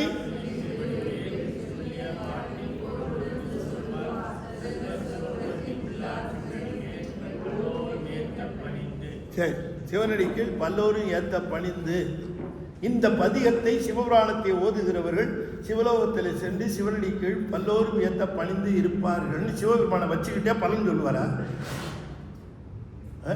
நான் இந்த பாடியிருக்கேன், இந்த பாட்டை யாரெல்லாம் பாடுறீங்களோ அவங்கெல்லாம் சிவபெருமான்கிட்டயே பர்மிஷன் கேட்காம உங்கள் சிவலோகத்தில் வந்து உங்கள் திருவடி சரியாக வரல, மேட்ச் ஆகலை, அவர் முன்னால் வச்சு பாடினாருங்கிறது அவருக்கு மேட்சே ஆகலை. அது அப்படி வரத்துக்கு வாய்ப்பு இல்லை. அப்படியே முன்னால் நின்று பாடி இருந்தாரு, நமச்சிவாய வாழிய சொல்லியிருந்தாரு, சிவன் அவன் என் சிந்தையுள் நின்ற அதனால் அவன் அருளாலே, அப்படிதானே சொல்றாரு. சிவன் அவன் என் சிந்தையுள் நின்று அதனால் சொல்லியிருக்க கூடாது, எய்தாப்புல இருந்தா சிவன் இவன் என் சிந்தையுள் நின்று அதனால் சொல்லியிருக்கணும். சிவன் இவன் சொல்லாம சிவன் அவன் எப்படி சொன்னார்?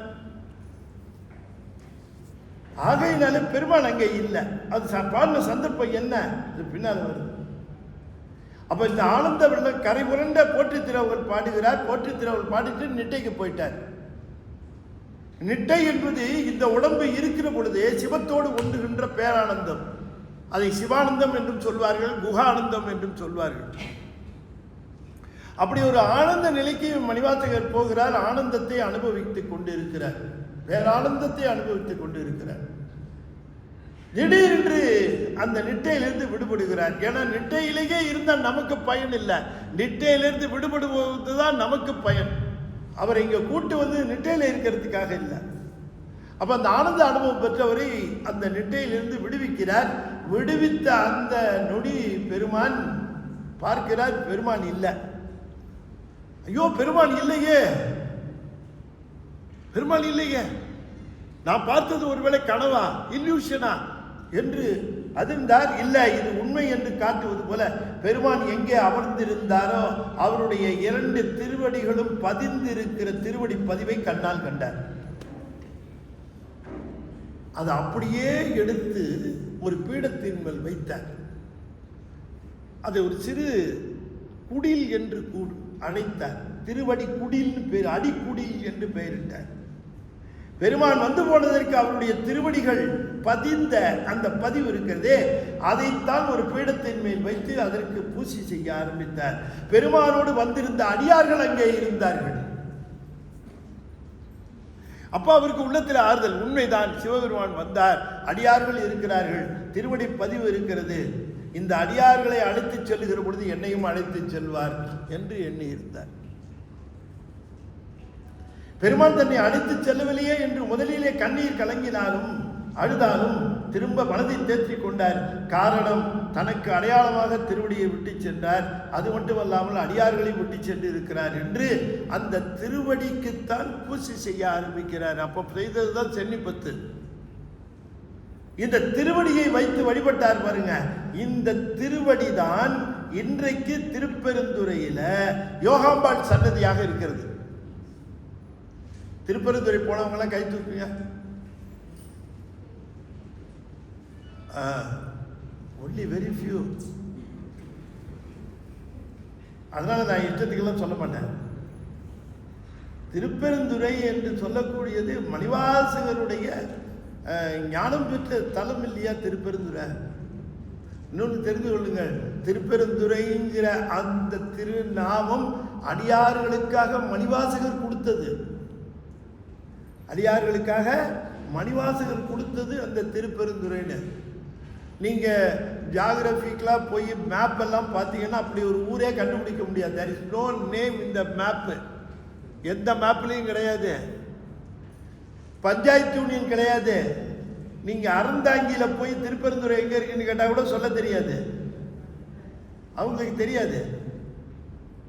பஞ்சாயத்தில் பேர் கிடையாது, கெசட்டில் அந்த பேர் கிடையாது, மக்கள் அந்த பேர் சொல்றதில்ல. அந்த ஊருக்கு என்ன பேருன்னா ஆவுடையார் கோயில் தான் பேரு. ஆவுடையார் கோயில் தான் பேரு. ஆவுடையார் கோயில் தான் கெசட்ல இருக்கு, ஆவுடையார் கோயில் தான் இருக்கு. இந்த திருப்பெருந்துறைங்கிற பேரு மணிவாசகர் தன்னுடைய அடியார்களுக்கு மட்டுமே தத்த பெயர். எனவே அடியார்கள் மட்டும்தான் அந்த பெயரை பயன்படுத்துவார்கள். சிவனடியார்களை தவிர வேறு யாருக்கும் அந்த பேர் தெரியாது, பயன்படுத்த மாட்டாங்க. அப்படிப்பட்ட அந்த திருப்பெருந்துறையில சென்னிப்பத்து பாடி அடியார்களோடு தன்னை விட்டு சென்றதை இதிலே குறிப்பிடுகின்றார் இந்த பாட்டில். நேக்கி உன்கனை தன்னோடு நிலாவகை குரம்பையில் புகப்பெய்து நோக்கி நுண்ணிய நொடியன சொல் செய்து. நோக்கி நுண்ணிய நொடியன சொல் செய்து நுகமின்றி பிளக்கைத்து தூக்கி முன் செய்த பொய்யற துகளறுத்து எழுதரு சுடற்சோதி ஆக்கி ஆண்டு தன் அடியரில் கூட்டிய தான் கூட வந்த அடியார்களை விட்டுட்டு போனாருங்கிறதுக்கு இதுதான் சான்று. அடியரில் கூட்டிய அதிசயம் கண்டாமே. அடியரில் கூட்டிய அதிசயம் கண்டாமே. தெளிவா சொல்றாரு, அடியார்களோட விட்டுட்டு போனேன்னு சொல்றாரு. அடியரில் கூட்டிய அதிசயம் கண்டாமே. அடியார்களோடு இருக்கிறார். அடியார்களோடு இந்த திருவடி கோயிலையே வழிபாடு செய்கிறார். அதுல அந்த வரிசை எந்த வரிசையில அந்த திருவாசகம் அமைந்தது என்பதற்கான இந்த புத்தகம் இது கொண்டு வந்தது எல்லாமே போயிடுச்சு. இந்த ஒரு புத்தகம் தான் என்கிட்ட இருக்கு. இதுல அந்த வரிசையில தான் அடுக்கியிருக்கோம். அந்த வரிசையில சென்னிப்பத்து பாடுகிறார். சென்னிப்பத்து பாடி அற்புத பத்து அதிசய பத்தெல்லாம் பாடுகிறார். அங்கேதான் திருப்பள்ளி எழுச்சி பாடுகிறார். இன்னைக்கும் நீங்க திருப்பெருந்துறைக்கு போனீங்கன்னா மணிவாசகர் நேர் எதிர்த்தார் போல யோகாம்பாள் சன்னதிக்கு நேர் எதிர்த்தார் போல அமைத்திருப்பார்கள். அந்த யோகாம்பாள் சன்னதிங்கிறது வேற ஒன்றும் இல்லை. இவங்க பேர் வச்சுட்டாங்க யோகாம்பாள் சன்னதின்னு. அது அம்பாள் சன்னதி இல்லை, சிவபெருமானுடைய திருவடி. அந்த சிவபெருமானுடைய திருவடியை அங்கே எழுந்தருளை பண்ணி மணிவாசகர் எப்பொழுதும் அதனையே வணங்கி கொண்டு இருக்கிற மாதிரி அமைக்கப்பட்டு இருக்கிறது. அதுதான் கோயில. கோயில மணிவாசகரையும் அந்த திருவடி கோயிலையும் வழிபடுவது தான். சரி, இப்ப அவரு ஓரளவு மனம் தேறி நம்ம பெருமானிமலை அழைத்து கொண்டு போவார். ஆட்கொண்ட பிறகு இந்த பூமியில இருக்கிறதுங்கிறது கஷ்டம். இந்த பூமியில இருக்கிறது கஷ்டம். அதுக்கப்புறம் ஆட்கொண்டு விட்டார். பிறகு எல்லாமே எப்படி இருக்கும்? எங்கள் ஊரில் நான் இதுக்கு சரியான உதாரணம் ஒன்று சொல்லுவேன். என்னென்னா, ஒரு நேர்மையான போலீஸ்காரன் ஒரு போலீஸ் ஸ்டேஷனில் மாட்டிக்கிட்டா எப்படி இருக்குமோ, ஒரு நேர்மையான போலீஸ்காரன் அவர் ஒரு போலீஸ் ஸ்டேஷனில் இருக்கிறார் அப்படின்னு வச்சுக்கோங்க. எப்படி இருக்குன்னு தெரியுமா? அதை விட கொடுமையே கிடையாது வேற. நீ இருக்கிறவெல்லாம் வாங்குவான், நீயே வாங்கலம்மா, என்ன விட்டுருன்னாலும் கேட்க மாட்டான். அது மாதிரி இவருக்கு போலீஸ் ஸ்டேஷன்ல இருந்த நேர்மையான கான்ஸ்டபிள் மாதிரி இந்த உலகத்தில் சிவபெருமான் ஆண்டுகிட்டு விட்டுட்டு போனவன சுத்தி பார்த்தா புலி சிங்கமா இருக்கு அந்த பூமி. இங்க எப்படி இருக்கிறது? இங்க எப்படி போறது? சாமி என்ன விட்டுட்டு போயிட்டியே, சாமி என்ன விட்டுட்டு போயிட்டியே. கொஞ்ச நாள் கழிச்சு சரி அந்த அடியார்களை பார்த்து ஆறுதல் பட்டு கொண்டே இருந்தார், பதிகங்களை பாடிக்கொண்டே இருந்தார். ஒரு நாள் ஒரு அறிவிப்பு வந்தது, இதோ இந்த திருவடி கோயில்ல ஒரு பெரிய சோதி எழும், அந்த சோதியில இங்க இருக்கிற அடியார்கள் எல்லாம் வந்து சேர்க, வாதவூரருக்கு எம்முடைய ஆணை பிற்பாடு வரும்ட்டார். அடியோம் அடிக்குடில் அருட்பெரும் தீயில் ஒரு தரும் வழாமை ஒடுக்கினன். நான் எல்லாம் திருவாசகத்தில் இருந்து தான் ஆதாரம் சொல்றேன். அந்த அருட்பெரும் தீயில அந்த அடியார்கள் எல்லாம் ஒருவர் பின் ஒருவராக வந்து கலந்து போனார்கள். எல்லாரும் போயிட்டாங்க.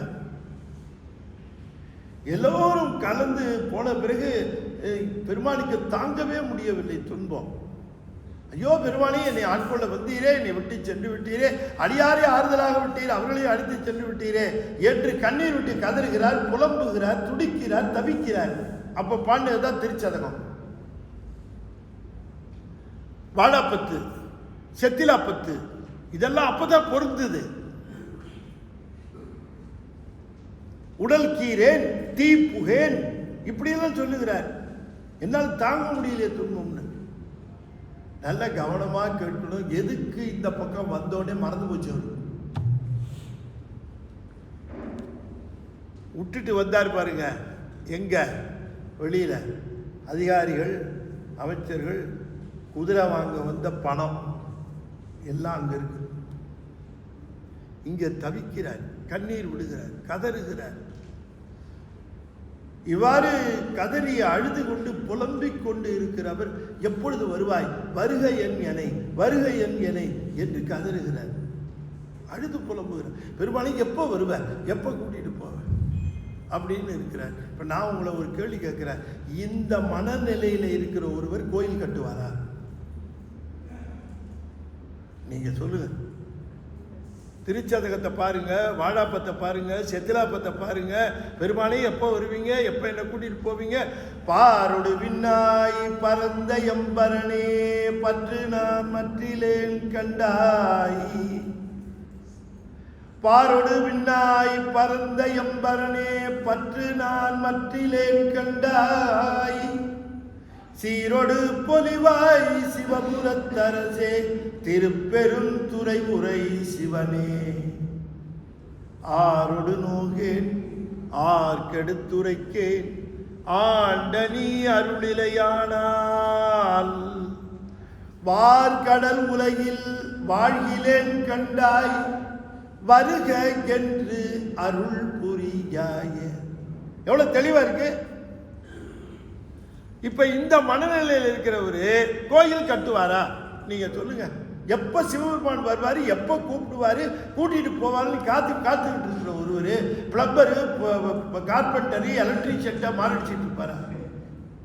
ஒரு சின்ன வீடு கட்டினாலே நாம என்ன பாடுபடுறோம் நீங்க சொல்லுங்க. ஒரு வீடு கட்டினா, கோயிலை கட்டுறவரு இப்ப இந்த கோயில் கட்டுறதுன்னா பெருமான் வந்து தன்னை அழைத்து போவாரா என்று பார்த்து கொண்டு இருக்கிறவரு இந்த கோயிலை கட்டுவாரா? மனநிலை இருக்குமா, அந்த டெம்பர்மெண்ட் இருக்குமா?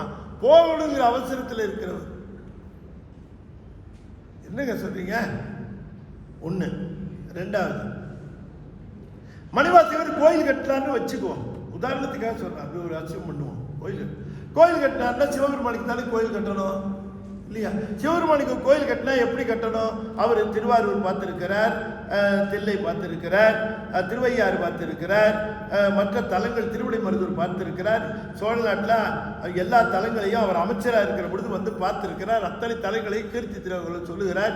எல்லா தலங்களையும் பார்த்திருக்கிறார். சிவபெருமானுக்கு கோயில் கட்ட ஐயா அவர் ஊர்லேயே திரு ஆலவாய் இருக்கிறது, எத்தனையோ தலங்கள், உத்தரகோசம் அங்கே இருக்கிறது.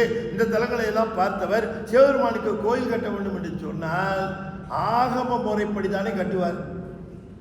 என்னங்க ஆகம முறைப்படி தானே. இப்ப திருப்பெருந்துறையில் இருக்கிற கோயில் ஆகம முறைப்படி கட்டப்பெற்ற கோயிலா? பார்த்தவங்க சொல்லுங்க. ஆகம முறைப்படி கட்டப்பட்ட கோயில் அங்கய்யா இல்ல. கொடிமரம் இல்ல, பலிபீடம் இல்ல, நந்தி இல்ல. அது ஆகம முறைப்படி கட்டப்பட்ட கோயில் இல்லை. அப்ப ஆகம முறைப்படி கட்டப்பட்ட கோயில் இல்லைன்னா இவர் எப்படி ஆகம முறைப்படி தானே கட்டியிருப்பார்? ஆகமமே இல்லாதபடிக்கு ஒரு கோயில் கட்டுவாரா? ரெண்டாவது கேள்வி, அந்த கோயில்ல சிவபெருமானுக்கு புறப்பாடு இருக்கா ஐயா? என்னம்மா நீங்க போய் சிவபெருமானுக்கு புறப்பாடு இருக்கா? கிடையாது. சிவபெருமானுக்கு புறப்பாடு கிடையாது. யாருக்கு புறப்பாடு? மாணிக்க வாசகருக்கு தான் எல்லா பூசையும், மாணிக்க வாசகருக்கு தான் புறப்பாடு, மாணிக்க வாசகருக்கு தான் பிரம்மோற்சவம். அப்ப அது என்ன கோயில்? அது சிவன் கோயில் இல்ல, மாணிக்க வாசகர் கோயில். அவர் கோயில் கட்டியிருந்தா சிவனுக்கு கோயில் கட்டியிருப்பாரா, தனக்கு ஒரு கோயில் கட்டியிருப்பாரா? மாணிக்க வாசகர் கோயிலா இருக்கு, அது அவர் கட்டலான்னு சொல்றமே, மாணிக்க வாசகர் எப்படி தனக்கே ஒரு கோயில் கட்டிக்குவார? ரெண்டு. இப்ப மூணாவது சொல்லுகிறேன். 2ஆம் நூற்றாண்டில் வந்தவர் மாணிக்க வாசகர். அதுக்கப்புறம் 500 வருஷம் கழிச்சு திருஞான சம்பந்தர், 700 வருஷம் கழிச்சு சுந்தரர் வராங்க. திருஞான சம்பந்தர், திருநாவுக்கரசர், சுந்தரர் 3 பேரும் வந்தாங்க. 3 பேரும் பாண்டிய நாட்டில் இருக்கிற பல தலங்களை, ஆலவாயை உள்ளிட்ட தலங்களை பாடினாங்க. ஏன் திருப்பெருந்துறையை பாடல? ஏன் தேவாரத்தில் திருப்பெருந்துறை இல்லை? ஏன் பாடலை? ஏன்னா அவங்க சிவன் கோயிலை மட்டும்தான் பாடுவாங்க. இது சிவன் கோயில் இல்லை,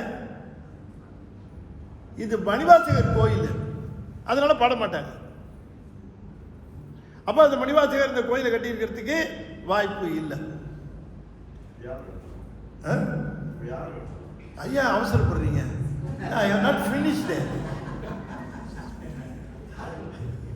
இப்படியே அவசரப்பட்டு தான் வரலாறு நம்ம சுருக்கி கண்ணாபின்னான்னு பண்ணி வச்சிருக்கிறோம். நான் யூ நாட் ஃபினிஷ்ட் yet. அப்போ எப்படி அவர் கட்டியிருக்க முடியும்? சரி, அதை விடுங்க. அடுத்தது, இப்போ மணிவாசகர் என்று சொல்லக்கூடியவர் அவருடைய ஒழுக்கத்தை பற்றி எப்படி சொல்லலாம்? நீங்கள் சொல்லுங்கள். சிறந்த சீலன், சிறந்த ஒழுக்கவாதி. நான் கூட கவர்மெண்ட்டில் ஒர்க் பண்ணவன் தான். கவர்மெண்ட்டில் ஒரு பெரிய ஒரு போஸ்ட்டில் இருந்தவன். நான் ரிட்டையர் ஆகிட்டேன். நான் கவர்மெண்ட்டில் கடைசியில் ஃபினான்ஷியல் சைட்டில் தான் இருந்தேன். தினம் 25-30 செக்கில் தினம் கைது போடுவேன். 40 லட்சம், 30 லட்சம், 50 லட்சம், 1.5 கோடி, இப்படி தான் செக்கு வரும். எதுக்கு இந்த செக்குன்னு கூட எனக்கு கேட்க நேரம் இருக்காது. ஏன்னா காத்துக்கிட்டு இருப்பாங்க, செக்கை கொடுன்னு இருப்பாங்க. இந்த ஸ்டேட்டு முழுக்க இருக்க பல பிரான்ச்சஸுக்கு போகும். உடனே கைது போட்டு அனுப்புவேன். நான் குடியிருந்த பகுதியில் ஒரு சிவன் கோயில் இருந்தது. அதுக்கு கொஞ்சம் திருப்பணிலாம் செய்ய வேண்டி இருந்தது. சரி, இத்தனை பேருக்கு செக்கு கிழிக்கிறவன் நம்ம கோயிலுக்கு ஒரு 50 லட்சத்தை ஒரு 20 லட்சத்தை போட்டு ஒரு செக்கை கிழிச்சிருந்தேன்னு வச்சுங்க,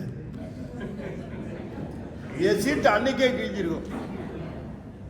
நானே செய்ய மாட்டேன். அந்த பணத்தை, அரசு பணத்தை நானே கையால் தொட மாட்டேன். சாதாரண ஒழுக்க உடைய ஒருவனே அரசு பணத்தை தொடுவதற்கு இவ்வாறு அஞ்சுகிற பொழுது மணிவாசகர் போன்ற ஒழுக்க சீலர் எவ்வாறு அரசருடைய பணத்தை கை வைத்திருப்பார்? சான்ஸே இல்லை. ஏன் இப்படி ஒரு அபாண்டத்தை அவர் மேல சுமத்தி அவர் அந்த பணத்தை எடுத்து கோயில் கட்டுற மனநிலையிலும் இல்லை. கோயில் கட்டியிருந்தா சிவனுக்கு கோயில் கட்டி இருக்கணும், அதுவும் கட்டல. மூவர் பாடி இருக்கணும், அவர்களும் பாடல. சரி, இவ்வளவு தாண்டி இன்னொரு ரீசன் சொல்றேன், சப்ஸ்டான்ஷியேட் பண்ணி சொல்லுகிறேன். இன்னொரு ரீசன் சொல்லுகிறேன். இவர் கோயில் கட்டி இருந்து பணம் முழுக்க அங்கே போயிருந்தால் சிவபெருமான் எதுக்கு காட்டில் இருக்கிற நரியெல்லாம் குதிரையாக மாற்றி கொண்டு வரணும்? நேராக இந்த நரிய குதிரையாக மாற்றுற கஷ்டப்படுறதுக்கு பதிலாக குதிரைகளே ஓட்டிட்டு வந்திருக்கலாமே. என்ன சார் இது, நிறைய ஓட்டு வந்த போல குதிரையவே ஓட்டு விட்டுட்டு இருந்தா, அப்போ அவன் பணமெல்லாம் என்கிட்ட தான் கொடுத்துட்டாரு, இந்த நான் அவன் தர வேண்டிய குதிரையை நான் கொடுத்துருக்கலாமே. எதுக்கு மெனக்கட்டு நிறைய குதிரையா மாற்றி அந்த குதிரைகள் எல்லாம் நிக்குது, பெருசா நிக்குது, உயரமா நிக்குது. அந்த எல்லாம் அற்புதமா நிக்குது. ஓடி போய் பாண்டிய மன்னன் நிக்கிறார். கூட்டு வா, அமைச்சரை கூட்டு வாப்பா, அவர் ஏற்பாடு பண்ணிட்டார்ப்பா, நாம தான் அவசரப்பட்டுட்டோம், கூட்டு வான்னு சொல்லி அவர் வருகிறார். இந்த குதிரைகளை எல்லாம் பார்க்கிறார். அப்படி ரொம்ப அற்புதமான இருக்கு எல்லா குதிரைகளும் பார்க்கறதுக்கு. அந்த குதிரைகளை எல்லாம் பார்க்கிற பொழுது வியந்து பார்க்கிறார். இவர் குதிரைகளை எல்லாம் பார்த்துட்டு இருக்கார். நம்முடைய வாதவூரரை கூட்டு அவர் என்ன பண்றார், குதிரைகளை ஓட்டி வந்தவர்களை பார்க்கிறார். யார் இதுல நம்மாளு? ஏன்னா சிவபெருமான் என்ன பண்ணார், நிறைய குதிரையா மாத்தினவர் இந்த குதிரை பாகர்களாக தன்னுடைய பூதகணங்களை எல்லாம் கொண்டு வந்துட்டார். எல்லாம் குதிரை வீரரா வந்திருக்குது. அதாவது முழங்காலுக்கு மேல ட்ரெஸ் போட்டதே கிடையாது. இப்போ ஃபுல் காஸ்டியூம் கொடுத்துட்டார். அது ஜம்முன்னு போட்டுக்கிட்டு பெருமையா வந்துருச்சு. எல்லா குதிரைகளையும் ஓட்டிக்கிட்டு நிற்கிறார். இவன் பாண்டியன் அந்த குதிரைகளையே பார்க்கிறான். வாதவூரர் குதிரை ஓட்டிகளையே பார்க்கிறார். எல்லாம் அழகழகா இருக்கிறாங்க. இதுல நம்மால் சிவபெருமான் யாருன்னு இப்படியே பார்க்கிறார், தேர்றார். இந்த பாண்டியன் அவங்களெல்லாம் பார்க்கல, குதிரைகளையே பார்க்கிறார். ஏன்னா எப்பவுமே டூப்ளிகேட்டுக்கு கவர்ச்சி ஜாஸ்தி இல்லையா? அதனால இதையே பார்த்துக்கிட்டு இருந்தார். இவன் நம்மளை தேடுறான்னு தெரிஞ்சுக்கிட்டார். யாரு? சிவபெருமான் நம்மளை தேடுறான்னு தெரிஞ்சுக்கிட்டார். உடனே என்ன பண்ணார், அவர் ஓட்டிட்டு வந்த குதிரை ஒரிஜினல் குதிரை, வேத குதிரை, அது ஒண்ணுதான் ஒரிஜினல். அந்த குதிரையினுடைய மொக்கணி, அதுக்கு அந்த கொள்ளுப்பை ஒன்று இருந்தது. அந்த கொள்ளுப்பைய அப்படி லேசா அட்ஜஸ்ட் பண்ற மாதிரி இப்படி கையை வச்சு அப்படி அட்ஜஸ்ட் பண்ணிட்டு அப்படின்னு ஒரு கணப்பு கிடைச்சார். உடனே மணிவாசகர் இப்படி திரும்பி பார்த்தார். இப்படி இந்த குப்பாயம்னு போட்டிருக்கிற அந்த ஆடைய அந்த குதிரையை ஒட்டியாக வந்த சிவபெருமான் அப்படி விலக்கி காட்டுகிறார். உள்ளே தடல் போல மேனி தெரிகிறது. மொக்கணி அருளிய முழுத்தடல் மேனி சொக்கதாக காட்டிய தொன்மையும் ஆண்டார் மணிவாசகர். சிவபெருமான் பாண்டியனுக்கு தெரிஞ்ச ஆபத்து. ஏன்னா உள்குத்துன்னு தெரியும், என்ன நடக்க போகுதுன்னு தெரியாது. அந்த குதிரைகளை எல்லாம் அழைத்து போய் லாயத்தில் கட்டுன்னா அதாவது டென்ஷன்ல இருக்கு, நரி இல்லது. ஏன்னா எங்களுக்கு ட்ரெஸ்ஸை தான் மாத்திருக்கீங்கன்னு பார்த்தா ஃபுட்டு கூட வெஜிடேரியன் ஃபுட்டா கொடுக்குறீங்க. நாங்க என்னைக்கு வெஜிடேரியன் ஃபுட் சாப்பிட்டுருக்கோம்? அப்படின்ட்டு அது இல்லையா. சில சமயம் சில பேர் விரதம் இருப்பாங்க, ஒரு 40 நாள் குதிரையா மாறி இருப்பான். இந்த 40 நாள் முடிஞ்சவன பார்த்தீங்கன்னா பரியெல்லாம் நரியாகி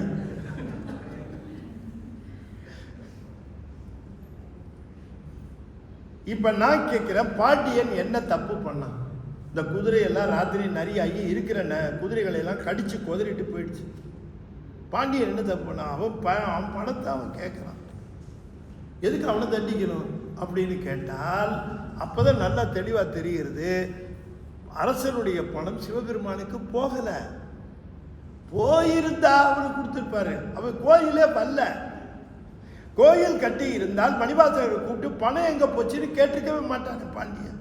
அதான் கோயில் எழுந்திருக்குது தெரியுது, பணத்தெல்லாம் அதில் போட்டான்னு தெரிஞ்சுது. பாண்டியனும் சிறந்த சிவபக்தன் தானே, அவன் கையால தானே பெரும்படி வாங்கினாரு. அப்ப இந்த சிவன் கோயில் கட்டினது அவருடைய எதிர்த்திருக்க போறாரா? இல்ல. அந்த கோயில் வந்திருந்தா ஆகா கோயில் வந்திருக்கிறது என்று தெரிந்து தன்னுடைய பணம் முழுக்க அங்க போயிருச்சுன்னு தெரிஞ்சிருச்சு. இப்ப எதுக்கு அவரை டார்ச்சர் பண்ணணும்? அவரை கூப்பிட்டு வச்சு பணம் எங்க பணம் எங்க பணம் எங்கன்னு ஏன் டார்ச்சர் பண்ணணும்? டார்ச்சர் பண்ணதா வருகிறதே. அப்ப பணம் கோயில ஆகல, அவர் கோயில் கட்டல. அவர் கோயிலே கட்டல, கோயிலும் வரல. ஆகையினாலே அரசாங்க பணத்தை எடுத்து மணிவாசகர் கோயில் கட்டினார் என்று சொல்லுவது மிகப்பெரிய தவறு என்று இந்த கிளாங்கில் இருக்கக்கூடிய அற்புதமான சுப்பிரமணிய சாமி திருக்கோயில் மணிமண்டபத்தில் அடியார்கள் எல்லாம் கூடி நின்று மிகப்பெரிய ஒரு தீர்ப்பாக மணிவாசகர் நிரபராதி என்று தீர்ப்பளிக்கப்படுகிறது.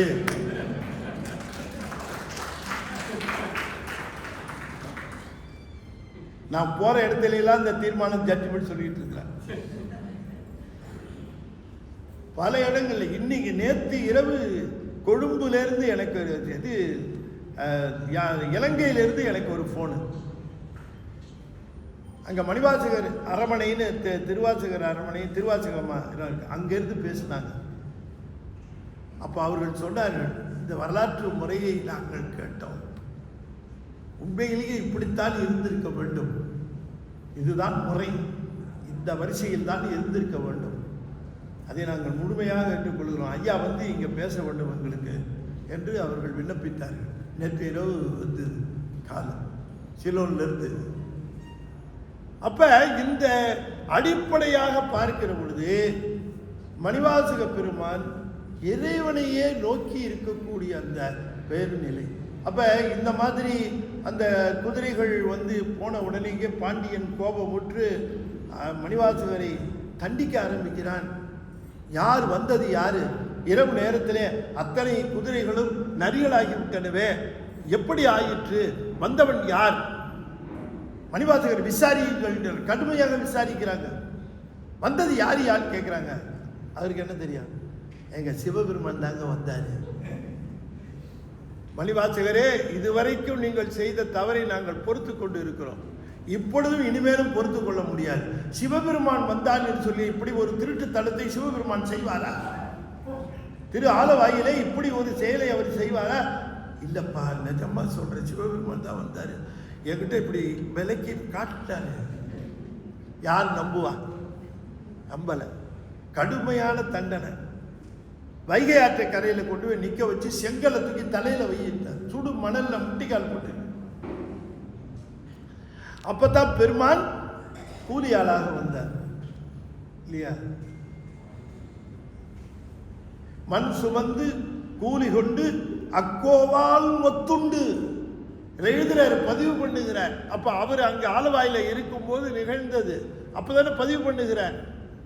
பிட்டு நேர்பட மண் சுமந்த என்று திருக்கழுக்குன்ற பதிகத்திலையும் சொல்லுகிறார். அப்ப இதெல்லாம் அவர் இருக்கும் பொழுது நிகழ்ந்த நிகழ்வுகள். ஆற்று பெருக்கெடுத்தது, இவர் கூலியாளா வந்தாரு, இவர் எப்படி டியூட்டி செஞ்சாருன்னு உங்களுக்கு எல்லாம் தெரியும். மற்றவர் செஞ்ச வேலையெல்லாம் கெடுத்துக்கிட்டு இருந்தார். இந்த சூப்பர்வைஸ் பண்றவன் ரொம்ப டென்ஷன் ஆயிட்டான். என்னையா நீ யார் வீட்டுல இருந்து வந்திருக்கிற? வந்தியம்மா அனுப்பிச்சிருக்கிறாங்க, இனி எப்படி வேலை செய்யற? எல்லாரும் மண்ணை அள்ளி கொண்டு போய் கரையில கொட்டுறாங்க, நீ கரையில இருந்து மண்ணை அள்ளி கொண்டு போய் வேற இடத்துல கொட்டுற. ஒழுங்காக வேலை செய்யலைன்னா உன்னை அடிப்பேன்னாரு. அவரு அதெல்லாம் காதில் வாங்கலை. திடீர்னு ஆட ஆரம்பிக்கிறார், திடீர்னு பாட ஆரம்பிக்கிறார். வேலை செய்கிறவங்களாம் விட்டுட்டு அவரை பார்க்க ஆரம்பிச்சுட்டான். ஒரே தொல்லையாக இருக்கு. அந்த நேரத்தில் ரோந்து வந்தார் பாண்டிய மன்னன். என்ன இங்கே கலாட்டான்னார். இந்த ஆள் ரொம்ப தொந்தரவு பண்ணுறாரு. அடே ஒழுங்காக வேலை செய்ய மாட்டியா? எனக்கு எந்த வேலையும் கிடையாதுங்க, புதுசாக வந்திருக்கேன் இந்த வேலைக்கு அப்படின்னு. புதுசாக வேலை வந்தால் அதை ஒழுங்காக செய்கிறது இல்லையா? எனக்கு மேற்பார்வை பார்க்க தாங்க தெரியும், வேலை செய்யலாம் தெரியாதுங்க அப்படின்னு. என்ன இவன் எழுத்து பேசிட்டு இருக்கான். கூட அந்த பெரம்பனர் வாங்கி அடித்தார். எல்லாரும் முதுகுலையும் பட்டது கதை தெரியும் உங்களுக்கு. ஆனார். பெருமான் மறைந்தார். சிவாரூடராக காட்சி தந்தார். பாண்டியா, வாதவூரன் என்னுடைய அன்பன், நாம் அவனுக்காகவே வந்தோம்னார். பாண்டிய மண்ணில் கதறி காலில் விழறான். வாதவூரர் கால். சாமி சாமி, நான் என்ன பண்ணுவேன்? இப்படி ஒரு சிவபெருமானே நேரில் வந்து அருள் செய்த ஒருத்தர் இருக்கிற பொழுது இனிமேல் நான் மன்னன் இல்லை, நீங்க தான் மன்னன், இந்த அரசாட்சியை ஏற்றுக்கொள்ளுங்கள். ஒரு உப்பரிகையில் நின்று ஒரு அரசன் வாழைப்பழம் சாப்பிட்டான். ஒரு அரசன் சாப்பிட்டுட்டு என்ன பண்ணா, பழத்தை சாப்பிட்டு தோலை தூக்கி வெளியில் எரிஞ்சான். அந்த பக்கமாக ஒரு துறவி போனார். அவருக்கு பசியாக இருக்குது. இந்த விழுந்த தோலை எடுத்து அவர் சாப்பிட்டார். இந்த அரசன் மேலேருந்து பார்த்தான். அவனுக்கு பயங்கர கோபம் வந்துருச்சு. எப்படி இந்த பழத்தை தோலை நீ சாப்பிட்லான்னு கேட்டான். அப்போ பழத்தோல் தானே இருந்தது, சாப்பிட்டேன். அது ஏன் பழத்து தோல், பேர் இல்லையப்பா அதில் ஒன்று. நீ என்ன எழுத்து பேசுகிற, கூட்டம் அவனை கூட்டு வந்து நிறுத்தினாங்க. எப்படி நான் சாப்பிட்ட பழத்து தோலை நீ சாப்பிட்லான்னு? தோலை நீங்கள் தெருவில் இருந்தீங்க, இன்னைக்கு பசியாக இருந்து சாப்பிட்டேன், எழுத்து பேசுகிறேன், இதுக்காக உனக்கு தண்டனை, இந்த தோல் சாப்பிட்டதுக்காக. யார் எங்கேன்னாரு. 20 கசை அடி கொடுங்கன்னு. அவன் எடுத்துகிட்டு வந்து அடித்தான் 20 அடி. சிரிக்கிறார். ஏன் சிரிக்கிற? அவர் சொன்னார், தோல் சாப்பிட்டதுக்கே கசை அடிப்பை வாங்கிட்டான், நீ பழமே சாப்பிட்ருக்கிய, உனக்கு என்ன தண்டனை கிடைக்கும்னு நினைச்சேன். நான் அமைச்சராக இருந்தே இந்த பாடுபட்டுட்டேன், நீ அரசாங்கத்தை ராஜாவாகுன்னு சொல்றிய சாமி. ஒரு கும்பிடு போட்டார். நீ ராஜாவாகுன்னு சொல்றிய, இதை நம்மால தாங்க முடியாது, என்னை விட்டுருப்பா, நான் திருப்பெருந்துறை போகிறேன், இந்த நான் பிரிஞ்சு வந்து ரொம்ப நாளாச்சு சாமி, நீங்கள் உங்களுக்கு திருப்பெருந்துறையில் சாமி அருள் செய்தார்னா நாங்களும் வரோம். பாண்டிய மன்னன், அமைச்சர்கள், அதிகாரிகள், அலுவலர் அத்தனை பேரும் கூட கிளம்பி அத்தனை பேரோடையும் போகிறார். போய் அந்த திருவடி கோயிலை பார்த்தவுடனே ஓடி சென்று கட்டி கதறுகிறார், கண்ணீர் பெருக்கு. பெருமானே உங்களை பிரிஞ்சிருந்தனே. அப்போ பாடியது தான் சிவபுராணம். முந்தை வினை முழுதும் மோய உரைப்பன் யான்னு சொல்லுகிறார். யாரோட வினை போறதுக்கு சொல்றார்? வந்திருக்கிற அரசன், வந்திருக்கிற அதிகாரிகள், வந்திருக்கிற அடியார்கள், இவர்களுடைய முந்தை வினை முழுதும் மோய உரைப்பன் யான். சிந்தை மகிழ சிவபுராணம் தன்னை முந்தை வினை முழுதும் மோய உரைப்பன் யான். இவருக்கு ஏது வினை? ஆகையினாலே அங்கே இருந்து அற்புதமாக அந்த சிவபுராணத்தை சுவாமி பாடுகிறார். பாடிய பொழுது எல்லோரும் அங்கே இருக்கிறார்கள். இப்பொழுதாவது பெருமானே இந்த பிரச்சனையெல்லாம் தெரிந்ததே, என்னை வந்து அழைத்து போவீர்களா, என்னை வந்து அழைத்து போவீர்களா? பாண்டிய மன்னன் சொன்னான், சாமி இது அற்புதமான இடம், சிவபெருமான் குருவாக வந்து உங்களுக்கு அருள் செய்த இடம், இந்த இடத்திலே ஒரு திருக்கோயில் எழுப்புவதற்கு தாங்கள் சம்மதிக்க வேண்டும் என்று பாண்டிய மன்னன் கேட்டார். அதற்கு ஒப்புதல் தந்தார், கட்டி கொண்டார்.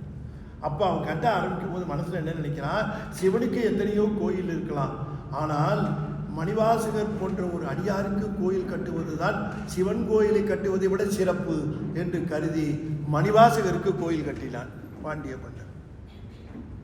மணிவாசகரை வைத்து மணிவாசகர் வழிபடுகிற அந்த திருவடி பீடத்தையும் வைத்து திருக்கோயில் சமைத்தான் பாண்டிய மன்னர். அங்கேதான் பெருமான் எழுதரு சுடச்சோதியாக விளங்கினார். அந்த திருக்கோயிலில் பெருமான் அங்கே இருந்த காலத்திலே பல பதிகங்களை பாடிக்கொண்டு எப்பொழுது பெருமான் வருவார், எப்பொழுது வந்து தன்னை அடைத்து போவார் என்று காத்திருக்கிற அந்த காலகட்டத்திலே தான் ஒரு நாள் அவருக்கு அறிவிப்பு வருகிறது. நலமறித்தில்லை பொதுவினில் வருக என்று அவருக்கு அறிவிப்பு வருகிறது. அதையும் அவர் கீர்த்தி திருவள்ளுவர் சொல்லுகிறார். நாயினேனை ஏலை இங்கொழித்தருளி நலமலி தில்லை பொதுவினில் வருகையன. தில்லைக்கு வருக என்று சொல்லுகிறார். இப்ப தில்லைக்கு ஏன் வர சொன்னார்? இங்கே அவருக்கு அந்த அருளை செய்திருக்கலாமே, அழைத்து போயிருக்கலாமே, எதுக்கு தில்லைக்கு போகணும்? இப்ப நீங்க பார்த்தீர்கள் என்று சொன்னால், இந்த தில்லையில இருந்து அவர் கிளம்பி நேர தில்லைக்கு போகல. அவர் தில்லைக்கு போகிற வழியில திரு இடை மருதூர், திரு அண்ணாமலை, திரு காஞ்சிபுரம், திரு கழுக்குன்றம், பிறகு தில்லை வந்திருக்கிறார். இப்ப இந்த வரிசையில வச்சா தான் அது சரியா வருது. தில்லைக்கு வந்த பிறகு அவர் எங்கேயும் போகவே இல்லை. திருப்பெருந்துறையில இருக்கிற பொழுது திரு ஆலவாய்க்கு போனார். திரு ஆலவாய்க்கு போய் அரசனுடைய கட்டளைக்காக ஆலவாய்க்கு போயிட்டு திரும்பவும் திருப்பெருந்துறை வந்துட்டார். அப்ப நமக்கு திருப்பெருந்துறை, திரு ஆலவாய், திருப்பெருந்துறை, அதை தாண்டின திருவிடை மருதூர், திருவிடை மருதூருக்கு அடுத்த திரு அண்ணாமலை, திரு கச்சியகம்பம், திருக்கழுக்குன்றம், தில்லை. தில்லைக்கு வந்தது பிறகு எங்கேயும் போகல. அவருக்கு தில்லையில தான் சாட்சியம் கிடைச்சது. அப்ப தில்லையில இருந்த காலகட்டத்திலே அவர் எதற்காக தில்லைக்கு வருவிக்க விட்டார்? அங்கேயே இருந்திருக்கலாமே, என்ன காரணம்? பாண்டிய நாட்டிலிருந்து சோழ நாட்டிற்கு அழைத்து வந்தார். அந்த காரணம் என்னன்னு அவரே சொல்லுகிறார். ஒரு செய்தி சொல்லுகிறார். மணிவாசகர் செய்த 51 பதிகங்கள்ல 10 பதிகங்கள் பெண்களை மையமாக வைத்து, பெண்கள் ஆடுகிற விளையாட்டுகளை மையமாக வைத்து களமாக வைத்த பதிகங்கள் 10. மொத்தம் எத்தனை? 10. இந்த 10ல 1 திருவிடை மருதூர், 2 திருவண்ணாமலை, 1 திருக்கச்சி ஏகம்பம், 4 போச்சு, மீதி 6. மீதி 6 பதிகங்களும் தில்லை. மீதி 6 பதிகங்களும் தில்லையில செய்ததுதான். திருத்தோல் நோக்கம், திருச்சாடல், திருக்கோத்தும்பி போன்ற பதிகங்கள் எல்லாம் தில்லையில அருளி செய்யப்பட்டவை. சரி, இப்ப நமக்கு ஒரு கேள்வி என்ன பிறக்கிறது என்று சொன்னால், பெண்களை மையமாக வைத்து இந்த களத்தை வைத்து ஏன் பதிகங்கள் அருளி செய்ய வேண்டும்? இரண்டாவது கேள்வி. முதல் கேள்வி நம்ம கேட்டோம். முதல் கேள்வி,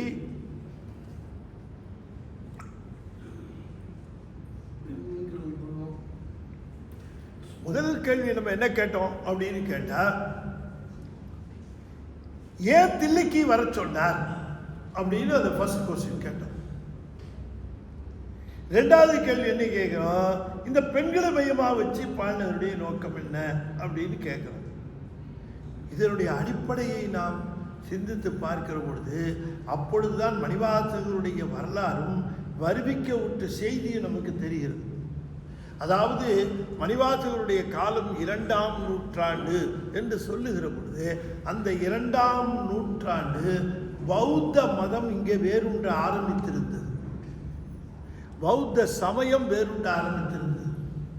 பௌத்த சமயத்தினுடைய கொள்கை கடவுள் இல்லை என்பது, இரண்டாவது பெண்களுக்கு முக்தி இல்லை என்று சொல்லக்கூடிய ஒரு கொள்கைகள். அப்ப இந்த மாதிரியான கொள்கைகளை உடைய சமயம் நம்முடைய நாட்டிலே வேரூன்ற ஆரம்பித்து கொஞ்சம் கொஞ்சமாக பரவ ஆரம்பித்த காலம். தில்லையிலே புத்த பிட்சுக்கள் எல்லாம் யாழ்ப்பாணத்திலிருந்தும் இலங்கையிலிருந்தும் வந்து கூடி நின்று அந்த புத்த பிட்சுக்கள் நாங்கள் அத்தனை பேரும் சேர்ந்து இங்கே வாதிட்டு போரிலே வாதிடாமல் வாதப்போரிலே வெற்றி பெற்று இங்கே எழுந்தருளி இருக்கக்கூடிய நடராஜரை அகற்றிவிட்டு எங்களுடைய புத்த பிரானை நாங்கள் இங்கே ஏற்றுவோம் என்று நின்றார்கள். ஸோ அந்த காலகட்டத்தில் புத்தர்களுடைய ஆக்கிரமிப்பை நீக்குவதற்காக மணிவாசக பெருமான் பாண்டிய நாட்டில் இருந்து சோழ நாட்டிற்கு வருவிக்க விட்டார். இது ஒரு காரணம் தான் எக்ஸ்பிளைன் ஆகுது. அப்ப இந்த பாண்டிய நாட்டிலிருந்து வாத ஊரர் சோழ நாட்டுக்கு வந்த காரணம், சோழ நாடு பௌத்தர்களாலே ஆக்கிரமிக்கப்பட்டு புறச்சமய தாக்குதல் நிகழ்ந்ததுனால. இதே தானே 7ஆம் நூற்றாண்டுல 7ஆம் நூற்றாண்டுல பாண்டிய நாட்டில் சமணம் பெருகி இருந்தது. அப்ப சோழ நாட்டிலேருந்து ஒரு குழந்தைய பாண்டிய நாட்டுக்கு அனுப்பிச்சார். 2ஆம் நூற்றாண்டுல அங்கேருந்து மாணிக்க வாசகர வாத ஊரரை பாண்டிய நாட்டிலேருந்து சோழ நாட்டுக்கு அனுப்பிச்சது போல 7ஆம் நூற்றாண்டுல சோழ நாட்டிலேருந்து பாண்டிய நாட்டுக்கு அனுப்புறார் ஞானசம்பந்தர். அது பௌத்தருக்கு, இது சமணருக்கு. சரி, அப்ப தில்லைக்கு வந்த காரணமே அங்கே பௌத்த சமயத்தினுடைய ஆக்கிரமிப்பை நீக்கி நம்முடைய சமயத்தை வேறுண்டு செய்ய வேண்டும். ஏனென்றால் நம்மவர்கள் எல்லாம் அப்பொழுது தில்லையில இருந்தவர்கள் திருக்கோயில் போகாமலும் திருநீர் பூசாமலும் அஞ்செழுத்து ஓதாமலும் இருந்திருக்கிறார்கள். வெந்நீர் அணிகிலாதவரை கண்டால் அம்மனாம் அஞ்சுமாறே என்று சொல்லுகிறார். அப்ப அந்த மாதிரியான ஒரு போக்கு இருந்த காரணத்தினாலே மணிவாசகரை அழைத்து அந்த சைவ சமயத்தினுடைய சிறப்புகளை எல்லாம் பேச வைத்து, சைவ சமயத்தினுடைய சிறப்புகளை சொல்ல வைத்து, இந்த பௌத்த மதத்தினுடைய அந்த ஆளுகையை முறியடிப்பதற்காக மணிவாசகர் வந்தார். புத்தன் முதலான பல் சமயம் தட்டுழுப்பு பட்டு நிற்க என்று எழுதுகிறார் சாமி. அப்ப பெண்களை மையமாக வைத்து செய்ததற்கு காரணம் நீங்க நல்லா பாருங்க. நான் சொன்னது போல 10 பதிகங்கள் அருளி செய்திருக்கிறார். திருத்தோள் நோக்கம், திரு உந்தியார், திருச்சாழல் போன்ற இந்த திரு பொச்சுண்ணம் இடித்தல், திரு அம்மானை, இந்த மாதிரியான பதிகங்கள் எல்லாம் பெண்களை மையமாக வைத்து பதிகங்கள் அருளி செய்திருக்கிறார். நான் கூட தேடி பார்த்தேன். நம்ம ஆண்கள் விளையாடுற விளையாட்டை மையமாக வச்சு ஒரு கபடியோ ஒரு ஃபுட்பாலோ ஏதாவது வச்சு எழுதியிருக்காரான்னு பார்த்தேன். ஒரு பதிகமும் அப்படி காணலை. எல்லாம் பெண்களை மையமாக. என்ன காரணம்னு பாருங்க. என்ன காரணம் என்று சொன்னால், ஒரு சமயம் வேரூன்ற ஆரம்பித்தது என்று சொல்லுகிற பொழுது அந்த சமயம் புறச்சமயம் என்ன செய்யும்? தன்னுடைய மதத்தை பரப்புவதற்கு அவர்கள் குறியீடாக, தன்னுடைய குறிக்கோளாக, டார்கெட்டாக எடுத்துக்கொள்வது பெண்களைத்தான். இன்னைக்கும் தமிழகத்தில் அதுதான் நடக்குது. பெண்களைத்தான் மையம் வைப்பாங்க. இந்த பெண்களை மையமாக வச்சு ஒரு பெண்ணை மாத்தினா ஒரு சந்ததியை மாத்திடலாம். ஆகையினால பெண்களைத்தான் மையமாக வைத்து இந்த புறச்சமயவாதிகள் சமயத்தை பரப்புவதற்கு செய்வார்கள். அதனால் இந்த பெண்களை திரட்டுவதற்காக பெருமான் பெண்களை எல்லாம் அழைத்து அவர்கள் கையில் சமயத்தை ஒப்படைத்தால்தான் சமயம் நிலைக்கும். ஒரு மங்கையர்க்கரசியார் மொத்த பாண்டிய நாட்டையும் மாற்றினார்கள். ஒரே மங்கையர்க்கரசியார், சோழ நாட்டிலிருந்து வந்த அம்மையார். மங்கையர்க்கு தனி அரசி, எங்கள் தெய்வம் என்று சேக்கிழார் சொல்லுகிறார்.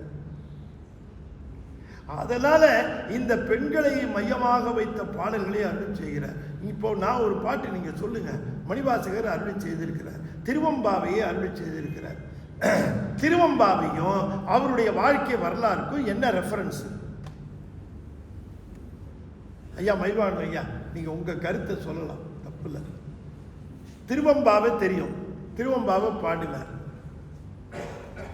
மணிவாசகருடைய திருவாசகம் தெரியும். இந்த திருவாசகத்துல இந்த திருவம்பாவை எங்க பொருந்தது, எப்படி பொருந்தது? அதுல தன்னுடைய வாழ்க்கையை பத்தி ஏதாவது சொல்லியிருக்காரா, இல்ல வரலாறு பத்தி ஏதாவது சொல்லியிருக்காரா, என்னை விட்டுட்டு போயிருக்கியேன்னு சொல்லியிருக்காரா, என்னை கூட்டிட்டு போவேன்னு சொல்லியிருக்கிறாரா, இல்ல குதிரையை பத்தி ஏதாவது இருக்கா அதுல இன்ஃபர்மேஷன்? திருவம்பாவையில் 9வது பாட்டு யாராவது தெரிஞ்சா சொல்லுங்க.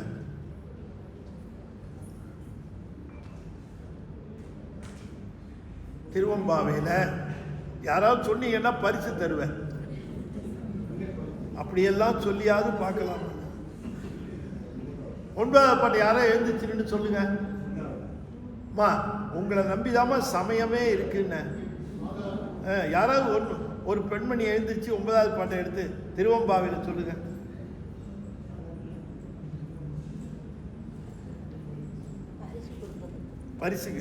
பரிசுக்கு புத்தகம் வந்துடுச்சு. போட்டிக்கு தான் இன்னும் ஆள் வரல. இல்லை, நீங்க எதுவும் சொல்லாதீங்க. நீங்கெல்லாம் கிராஜுவேட் ஆனவங்க. நான் இங்க ஏதாவது கேட்குறேன், யாராவது எழுந்துச்சுன்னு சொல்லணும். அம்மா நீங்க பாடுங்க, நீங்களே பாடுங்கம்மா. மகாதேவன், நம்ம புனித மகாதேவன்.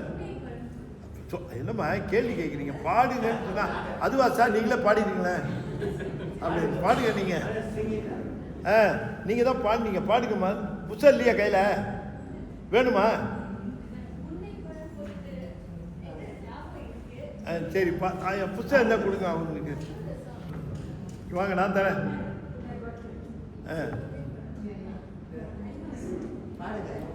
முன்னை பழம்பொருட்கும் முன்னை பழம்பொருளே. பாடுங்க.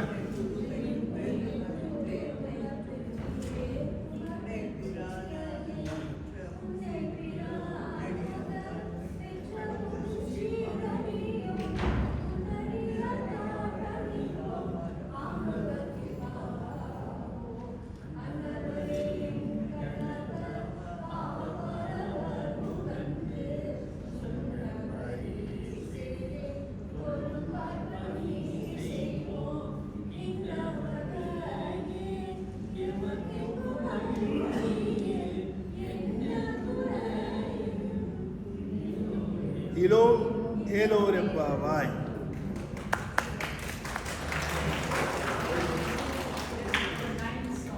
நைன்த்து அதான் பாடினாங்க. ஆமாம், அதான் 9th சாங். இந்த 9th சாங்குடைய கண்டென்ட் என்ன சொல்கிறார் இதில்? அந்த கண்டென்ட்டில் என்னம்மா சொல்கிறார்? என்ன சொல்கிறாருன்னா, ஒரு பெண்கள்லாம் அப்படி காலை நேரத்தில் எழுந்திரிச்சு ஒன்றாக கூடி சிவபெருமான்கிட்ட போய் முறையிடுகிறார்கள். இந்த பெண்கள் போய் முறையிடுகிற பொழுது அந்த பெண்கள் என்ன சொல்லுகிறார்கள்? பெருமானே, எங்களுக்கு ஒன்றே ஒன்று செய்யுங்க. என்ன செய்யணும்னு செய்தால் எங்களுக்கு கணவராக வருகிறவர் சிவனடியாராக இருக்க வேண்டும். எப்படி சொல்றார்? அப்ப அந்த பெண்கள் இறைவனிடம் போய் வேண்டுவது என்ன என்று கேட்டால், எனக்கு பெரிய செல்வம் வேணும், சம்பத்து வேணும், எனக்கு பெரிய வாழ்வு, அப்படி கேட்காதீங்க. நீங்கள் சிவனடியார் ஒருவர் எனக்கு கணவராக வர வேண்டும் என்று கேட்டால், அவர் கணவனாக வந்து அவருக்கு தொண்டு செஞ்சால் அடியாருக்கு தொண்டு செஞ்சதும் அதில் கிடைச்சிடும். அன்னவரே எம் கணவர் ஆவார், அவர் உகந்து சொன்ன பரிசே தொழும்பாய் பணி செய்வோம், இன்ன பரிசே எமக்கு எங்கோ நல்குதி ஏல். அப்ப இதை கேட்கிறார் என்று சொல்லுகிற பொழுது இதை மணிவாசகர் கேட்கல, அந்த பெண்கள் கேட்பதாக மணிவாசகர் அமைக்கிறார். அப்ப என்ன எதிர்பார்க்கிறார்? இந்த பெண்கள் எல்லாம் தடம் மாறாமல் பிறண்டு செல்லாமல் சைவ பரம்பரையிலே வந்த பெண்கள் சைவ பரம்பரையிலே இருக்கிற அடியார்களை மணந்து இந்த சைவ பரம்பரை சைவ சந்ததி சிறப்பாக கெடாமல் இருக்க வேண்டும். இதை மணிவாசகர் வைக்கிறார். அதுல தன்னை பற்றிய செய்தி எதுவும் இல்லை. அப்ப இது எங்க அருளி செய்யப்பட்டது? திருவண்ணாமலையில. அப்ப அந்த காலத்துல இந்த பௌத்த மதம் பரவி பெண்களை எல்லாம் பௌத்த மதத்திற்கு மாற்றிக்கொண்டு இருந்த காலகட்டத்திலே பெண்களை எல்லாம் அழைத்து, நீங்கள் எல்லாம் சிவபெருமானை நாம் வழிபடியாக வழிபட்டு கொண்டு வந்திருக்கிறோம், நாம் சிவனுக்கு அடிமையானோம், நாம் சிவனுக்கு தொண்டு செய்வோம் என்று பெண்களை நெறிப்படுத்தி பெண்களை அத்தனை பெண்களும் மணிவாசகன் மேல ஆர்வம் கொண்டு வருகிறார்கள். திருப்பெருந்துறையிலே சிவபெருமான் நேராக வந்து குரு உபதேசம் செய்த பெருமான் இங்கே எழுந்தருளி இருக்கிறார், அவர் நமக்காக அருள்கிறார் என்று பெரிய திருக்கூட்டத்தை திரள வைக்கின்றார். அப்படி இந்த பெண்களை எல்லாம் அழைத்து அவர்களுக்கு இந்த சைவத்தினுடைய பெருமையை சொல்லி இந்த சைவ நெறியிலேயே நிற்குமாறு செய்கிறார். நான் எங்க போனாலும் என்ன சொல்லுவேன் என்று கேட்டால், எந்த வீட்டிலே நம்ம சைவ குடும்பத்தில் பெண் குழந்தைகள் இருந்தாலும் அந்த வீட்டிலே இருக்கிறவர்கள் அது சிறு குழந்தையாக இருந்தாலும் அதற்கு திருவம்பாவையை கற்றுத்தர வேண்டும். அதற்கு முக்கியமாக அதனுடைய கையில் திருவம்பாவையை கொடுத்து விட்டு, நீ தினந்தோறும் இதை படித்து விட்டுத்தான் பள்ளிக்கு செல்ல வேண்டும் என்று, அதற்கு அர்த்தம் புரியலையோ கவலை இல்லை, நீ படி போதும். அந்த பாடலை படித்தா அது ஒரு பக்குவம். இந்த காலத்தில் அந்த பதிகத்தினுடைய பொருளை அது தெரிந்து கொள்ளும், பக்குவப்படும். ஆனால் அந்த பதிகம் அதை நெறி பிறழாமல் நெறி மாறாமல் அந்த நெறியிலேயே நிற்க வைக்கும். நான் அமெரிக்க திருநகரத்துக்கு போயிருந்தேன், டாலஸ் என்கிற ஊருக்கு போயிருந்தேன். அங்கே பேசுகிற பொழுது இந்த கருத்தை வலியுறுத்தி சொன்னேன். அடுத்த வருஷம் போனேன், ஒரு வருஷம் கழிச்சு டாலஸுக்கு திரும்ப போனேன். அப்போ அந்த அமைப்பாளர் சொன்னேன், ஐயா உங்களுக்கு ஒரு வியப்பான செய்தி காத்திருக்கிறதுன்னு. என்ன நீங்கள் பேசுவதற்கு முன்பாக ஒரு நிகழ்ச்சி இருக்கிறது, திரை போட்டிருந்தது, உட்கார்ந்துருந்தேன். சரி சொல்லுங்க அந்த நிகழ்ச்சியை அப்படின்னு உட்கார்ந்துருந்தேன். கொஞ்ச நேரத்தில் திரை அகண்டது. அங்கே பார்த்தால் ஒரு 25 பெண் குழந்தைகள், எல்லாம் ஆஃப் சாரி, எல்லாம் அமெரிக்காவில் பார்க்க முடியுமா? எல்லாம் பேண்ட்டும் பனியனுமா தெரியுமா? ஆனால் இங்கே ரொம்ப அற்புதமாக ஆஃப் சாரி போட்டு அழகாக அந்த நம்முடைய பாரம்பரிய நிலையில் எல்லாம் இருந்து உட்கார்ந்து அத்தனை பேரும் திருவம்பாவை பாடலை ஒலித்தார்கள் மறுக்காமல். எனக்கு மிகவும் மகிழ்ச்சியாக இருக்கு. அவர் சொன்னார் 10 பாட்டு வரைக்கும் நெற்று பண்ணிட்டாங்க, நீங்கள் அடுத்த தடவை வரும்போது மீதி 10 பாட்டையும் ஒப்பிப்பாங்க. பெங்களூரில் ஒரு அன்பர் அப்படித்தான், அவர் தன்னுடைய பெண் சிறு குழந்தைய பள்ளிக்கு செல்லுகிற பொழுதே கொடுத்துட்டார். நான் சொன்ன விஷயத்தை இன்னைக்கு அது பெரிய பல் மருத்துவர் ஆயிடுச்சு. ஆனால் இன்னைக்கும் அது பல் மருத்துவத்திற்கு பெரிய டாக்டரேட்டுக்கெல்லாம் மேலே வாங்கிடுச்சு. அது இன்னைக்கும் அது தன்னுடைய பணிக்கு செல்வதற்கு முன்னே திருவம்பாவையை பாடிவிட்டு தான் போகும். அவ்வளோ ஒரு சிறந்த ஆயுதமாக இந்த திருவம்பாவையை மணிவாசகர் கொடுத்திருக்கிறார். எதுக்கு கொடுத்திருக்கிறார் என்றால் சைவ சமயத்தை. அப்போ நாம் என்ன செய்யணும்? நம்முடைய இல்லங்களில் நம்முடைய குழந்தைகளுக்கு திருவாசகத்தில் பெண் குழந்தைகளாக இருந்தால் திருவம்பாவையை வலியுறுத்தி பாட செய்ய வேண்டும். அப்படி செய்கிற பொழுது அது அந்த வாழ்க்கையில் பிறழ்ச்சி இல்லாமல், ஒரு நெறிமாறுதல் இல்லாமல் அவர்கள் தங்களுடைய வாழ்க்கையை அமைத்துக் கொள்வார். அதுலேயே பாருங்க, திரும்ப 9வது பாட்டில் சொன்னார், திரும்ப 19வது பாட்டில் என்னமா சொல்றார் பாருங்க. கையில் புத்த வச்சிருக்கீங்களே, 19வது பாட்டை பாருங்க. இங்க யாராவது ஒருத்தர் படிங்க அப்படியே. திருவம்பாவையில 19வது பாட்டு.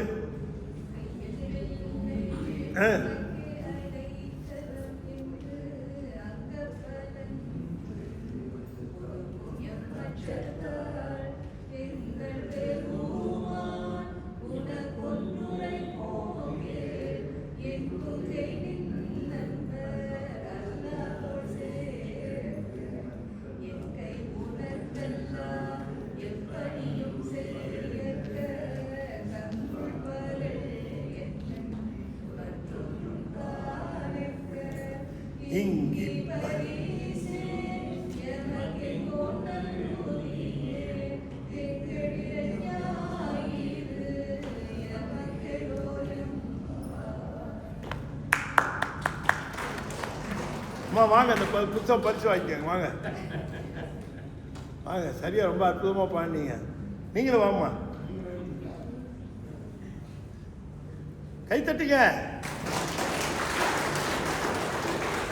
ஆமா,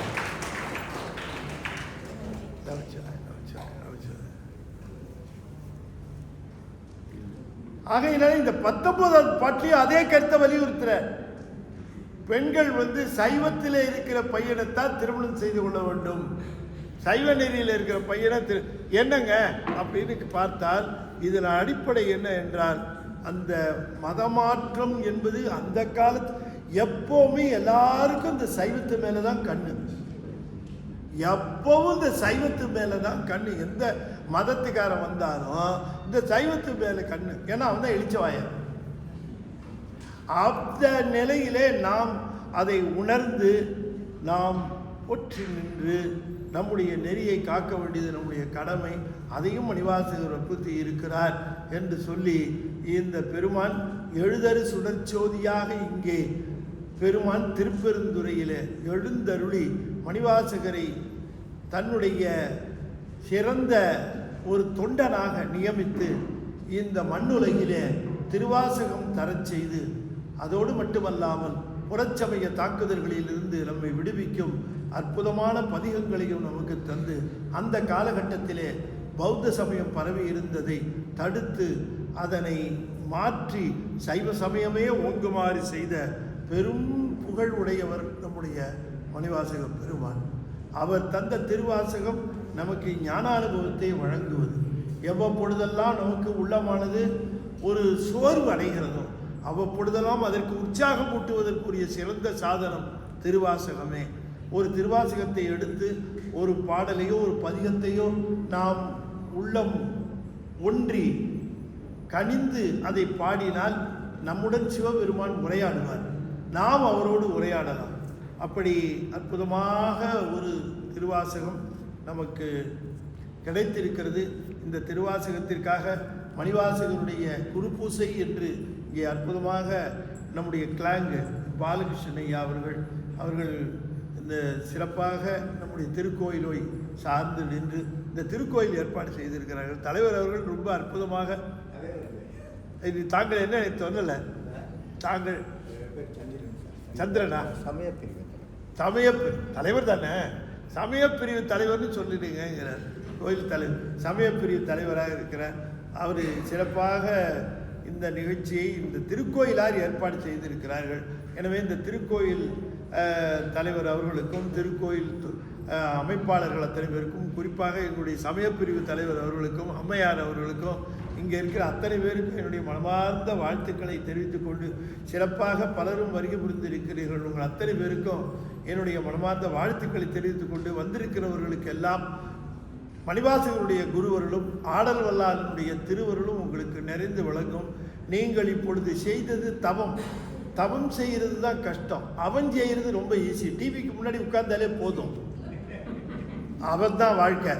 ஆனால் தவம் செய்கிறது தான் கஷ்டம். தவம்னா இங்கே காட்டில் போய் உட்கார்றது இல்லை, இந்த மாதிரி ஒரு இடத்துல அமர்ந்து ஈசனை பற்றியும் ஈசன் அடியாரை பற்றியும் பேசுவதை செவிமடுத்து கேட்டு சிந்தை முழுக்க அங்கே நாம் கொடுக்குறோம்ல, அதுதான் தவம். அந்த தவத்திலே இருந்த உங்கள் அத்தனை பேருக்கும் எல்லா விதமான வாழ்வும் வளரும் சிறந்து ஓங்க வேண்டும். ராசாங்க சமயம் என்கிற நூல் அடியன் செய்திருக்கிறது. இது 2 பிரிண்ட் போய் இது 3வது பிரிண்ட். ஏனென்றால் சைவ சமயத்தை 19ஆம் நூற்றாண்டில் எடுத்து நிறுத்தி மிகச்சிறப்பாக சைவ சமயத்தை பரவ செய்தவர் நம்முடைய சண்டமாருதம் சோமசுந்தர நாயக்கர். அவருடைய வாழ்க்கை வரலாறு முழுக்க தந்திருக்கிறார். அற்புதமாக இருக்கும். அவர்தான் விவேகானந்தரோடு வாதிட்டு சைவ சமயமே உயர்வு என்பதை நிறுவினார். அவர் சொன்னார், நான் சிகாகோ போகிறதுக்கு முன்னாடி எனக்கு இது தெரிஞ்சிருந்தா நான் அங்கே வேதாந்தம் பேசியிருக்க மாட்டேன், சைவ சித்தாந்தம் தான் பேசியிருப்பேன்னு சொன்னார். அப்படிப்பட்ட அந்த வாழ்க்கை வரலாற்று ராசாங்க சமயம். அதே போல் பாம்பன் சுவாமிகள் முருகப்பெருமானை நேரிலே கண்டவர், முருகப்பெருமானிடம் உபதேசம் பெற்றவர், உபய அருணகிரி என்கிற பெயர் பெற்றவர் ஸ்ரீமத் பாம்பன் சுவாமிகள். அவருடைய வரலாறு முழுக்க எழுதியிருக்கிறார். இந்த நூல் நிச்சயமாக நாம் படிக்கிற பொழுது முருகனுடைய கருணை நமக்கு நிறைய கிடைக்கும். ஆகையினாலே இந்த அருமுகச் சிவன் என்று சொல்லக்கூடிய இந்த நூலும் அங்கே இருக்கிறது. வேணுங்கிற நண்பர்கள் பெற்றுக்கொள்ளலாம். ஞானத்திரள் என்கிற பத்திரிகையிலே அடியன் ஆசிரியராக இருக்கிறேன். இது கிட்டத்தட்ட 15 வருடங்களாக 16வது வருடம். திருமுறைகளுக்கு என்று இருக்கிற ஒரே பத்திரிக்கை தமிழகத்தில் இது ஒன்று தான். இந்த பத்திரிக்கை தான் 15 வருஷமாக 16வது வருஷம். இதில் ஒரு திருப்புகழுக்கு விளக்க உரை எழுதியிருப்பேன். இதில் ஒவ்வொரு திருப்புகழ். ஆகவே இப்படி ஒரு நூல் இருக்கிறது. இங்கே பெற வேண்டும் என்று விரும்புகிறவர்கள் என்னுடைய உழுவ நண்பன் திரு ஸ்கந்தநாதன் அவர்கள் அதற்காக முயற்சி எடுத்துக்கொண்டு இருக்கிறார். இன்னும் கனிந்து வரல, அது முயற்சி எடுக்கிறார். என்ன செய்யலாம் அப்படின்னு பார்க்கலாம் என்று அவருடைய இல்லத்தில் தான் நான் ஒரு 10 நாட்களாக இருந்து என்னால் முடிந்த அளவுக்கு அவருக்கு இம்சை தந்து கொண்டு இருக்கிறேன். அவரும் இங்கே வந்திருக்கிறார். அவருடைய இல்லத்தரசியார் பரமேஸ்வரி அம்மையார் அவர்களும் இங்கே வந்திருக்கிறார்கள். அவர்களுக்கு என்னுடைய மனமார்ந்த வாழ்த்துக்களை தெரிவித்து கொண்டு, வந்திருக்கிற அத்தனை பேரையும் வணங்கி மகிழ்ந்து, இந்த திருக்கோயிலுக்கு வருவதற்கு இந்த மாதிரி ஒரு நிகழ்வை அமைத்து தந்த திரு அரவிந்த் ஐயா அவர்கள் தான் இந்த என்னுடைய மலேசியா ப்ரோக்ராம் முழுக்க சார்ட் அவுட் பண்ணது அவர் தான். அவருக்கு என்னுடைய மனமார்ந்த வாழ்த்துக்களை தெரிவித்துக் கொண்டு நிறைவு செய்யும் முகமாக ஷடாட்சர மந்திரத்தை 6 முறை ஓதுவேன். அன்பர்கள் தொடர்ந்து ஓத வேண்டும் என்று திருவடி பணிந்து வேண்டிக் கொள்கின்றேன். ஓம் சரவண பவ, ஓம் சரவண பவ, ஓம் சரவண பவ, ஓம் சரவண பவ, ஓம் சரவண பவ, ஓம் சரவண பவ. திருச்சிற்றம்பலம். தென்னாடுடைய சிவனே போற்றி. வெற்றிவேல் முருகனுக்கு. திருச்சிற்றம்பலம்.